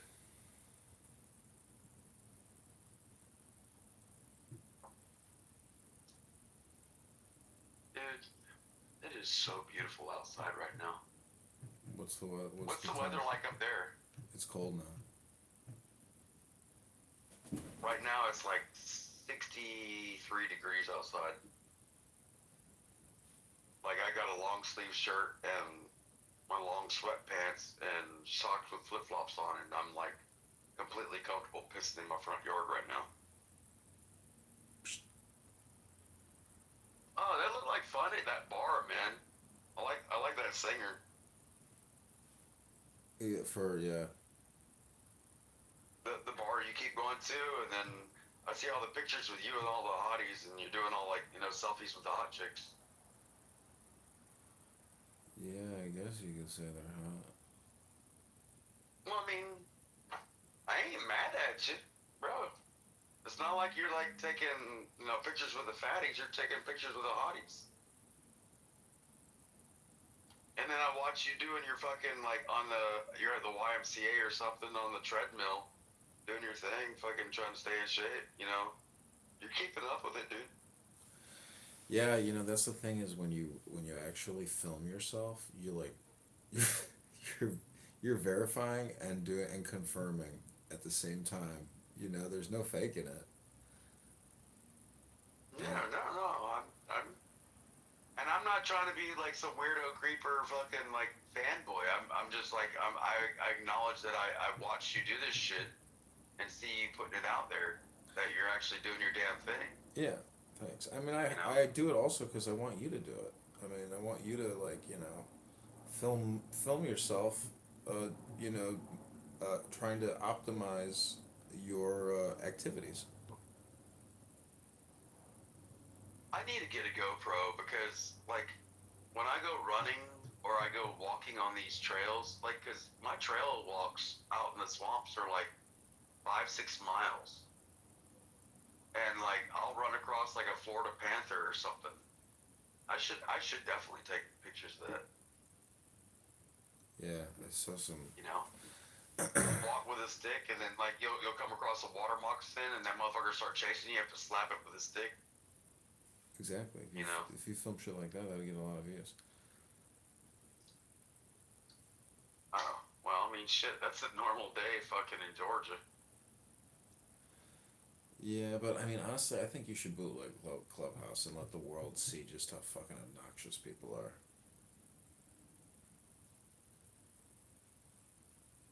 Yeah, quite possible. Let's start with the 3 months of online, door knocking. Well, yeah. Okay, let's do that. No, first things first, and then we'll worry about all the Well, other. well, what also Let's get you into office first. Well, what I also want you to do is on X Spaces, I want you to organize veterans. So create like veteran specific rooms, and try to start organizing veterans for political action. Well, I mean, I am Chapter 1000 of the Military of the Purple Heart. So, I mean, I can like, there's not many of us in Chapter 1000. You know, we're oof. Like, I am the youngest guy by a long shot. Like, you still have a couple Korean War veterans. We don't have, our last World War II veteran died. Yeah. Like, you know, but now we're down to Korean War and Vietnam. And, like, we only got a couple Koreans left.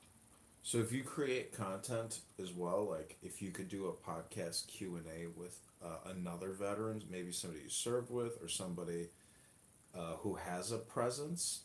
So when you get your X account up, basically I want you to be a journalist and start reaching out to people and saying, Well, hey. if I'm gonna do anything with veterans, I'm gonna ask, why do so many of us commit suicide because of lack of mental health in the VA?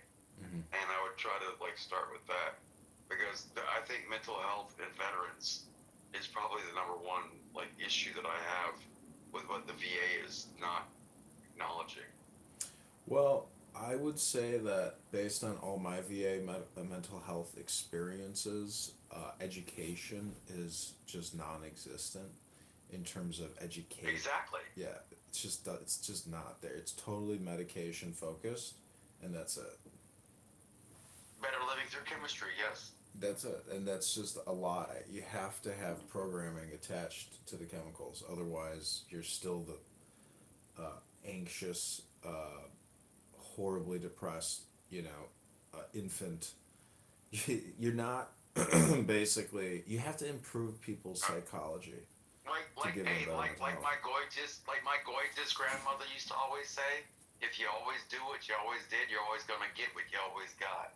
Exactly. So I don't know. That's what I mean. It's possible like you can condition people, but the truth is, I don't think they want to condition people because there's unintended consequences to having people get smarter, in a way, because you can't really get healthy. Well, they're not controlled. They're not controlled. Exactly. They're no longer the sheeple. You become an obnoxious problem for some healthcare providers. So. Yeah, how dare you have an original thought? Exactly. Shut up and take your medicine. Mm-hmm. Can't hear you. Shut up and take your medicine. Dude, they denied me PTSD for 10 fucking years, dude. From 2010 to 2020, and they're like, oh yeah, you do have PTSD. Here's $200,000. I'm like, well, can I give you the $200,000 back? And you give me the 10 years back and give me health care so I don't ruin like all my relationships through like self-medicating through alcoholism because I get no fucking mental health care from the VA? Like, take your fucking money. Well, through the VA, but I've been giving you mental health care for years now. Since 21, yeah. Since my mother was still alive. I knew you when my mother was alive.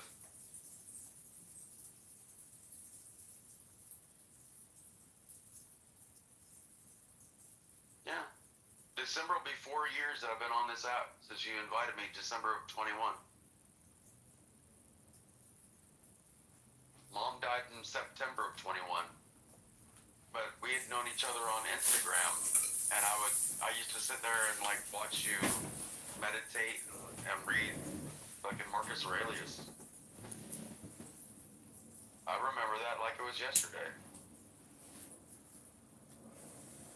Well, I have moved on to bigger books, bigger thinkers,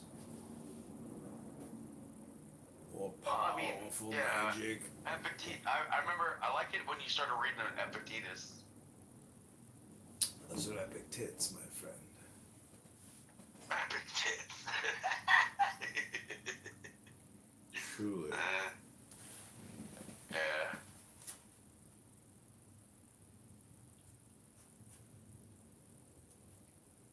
Oh, I like that song. So what's gonna be your theme song for your campaign? It's a poem called On Waikiki Beach. That's not a song. Upheaved from chaos, through the dark sea hurled, through the cleft heart of the amazed sea, sprang mid deep thunderous throats of majesty, titanic, in the waking of the world, sprang one vast mass of spume, molten fire, lava, tremendous waves of earth, sprang higher than the sea's crest, volcano torn to be written in cyclopean character, Hawaii. Here she stands, queen of all laughter's lands, that dance for dawn, lie tranced in leisured noon, dreaming through day towards night, craving the perfumed light of the stars lustrous and the gem-born moon. Dewy with clustered diamond, the long land swoons to sleep, the sea sleeps and yet wakes beyond. Here, in the crescent beach and bay, the sea, curving and carving in warm shapes of dream, answers the answers the love song of the lilied stream, and moves to bridal music, stern and free. The lion-shaped headland guards the shore, the ocean bull-throated evermore, roars, the vast wheel of heaven turns above, its rim of pain, its jeweled heart of love, sun waved, the eagle winged, Yeah, you lost me. of the air of feathered spring, royally sweeps, and on the musical marge, watches alone the man, O sylvan shape and span of moonlight, reaching over the grey large breast of the surf-bound strand, life of the earth, God's child, Yeah. man's bride, This makes me wanna like turn the channel. the light of the sweet land. Do you think that you just continue to say it, like it's gonna make it better? Well, you asked what my campaign No, I did. song was. Hey, listen, It's a poem. listen, Jazzy. I'm not talking to you. It's a poem. Like, you know what? I know, but it's not a song. Oh yeah, I just chanted it. Basically, I made it into a song. It's not a song.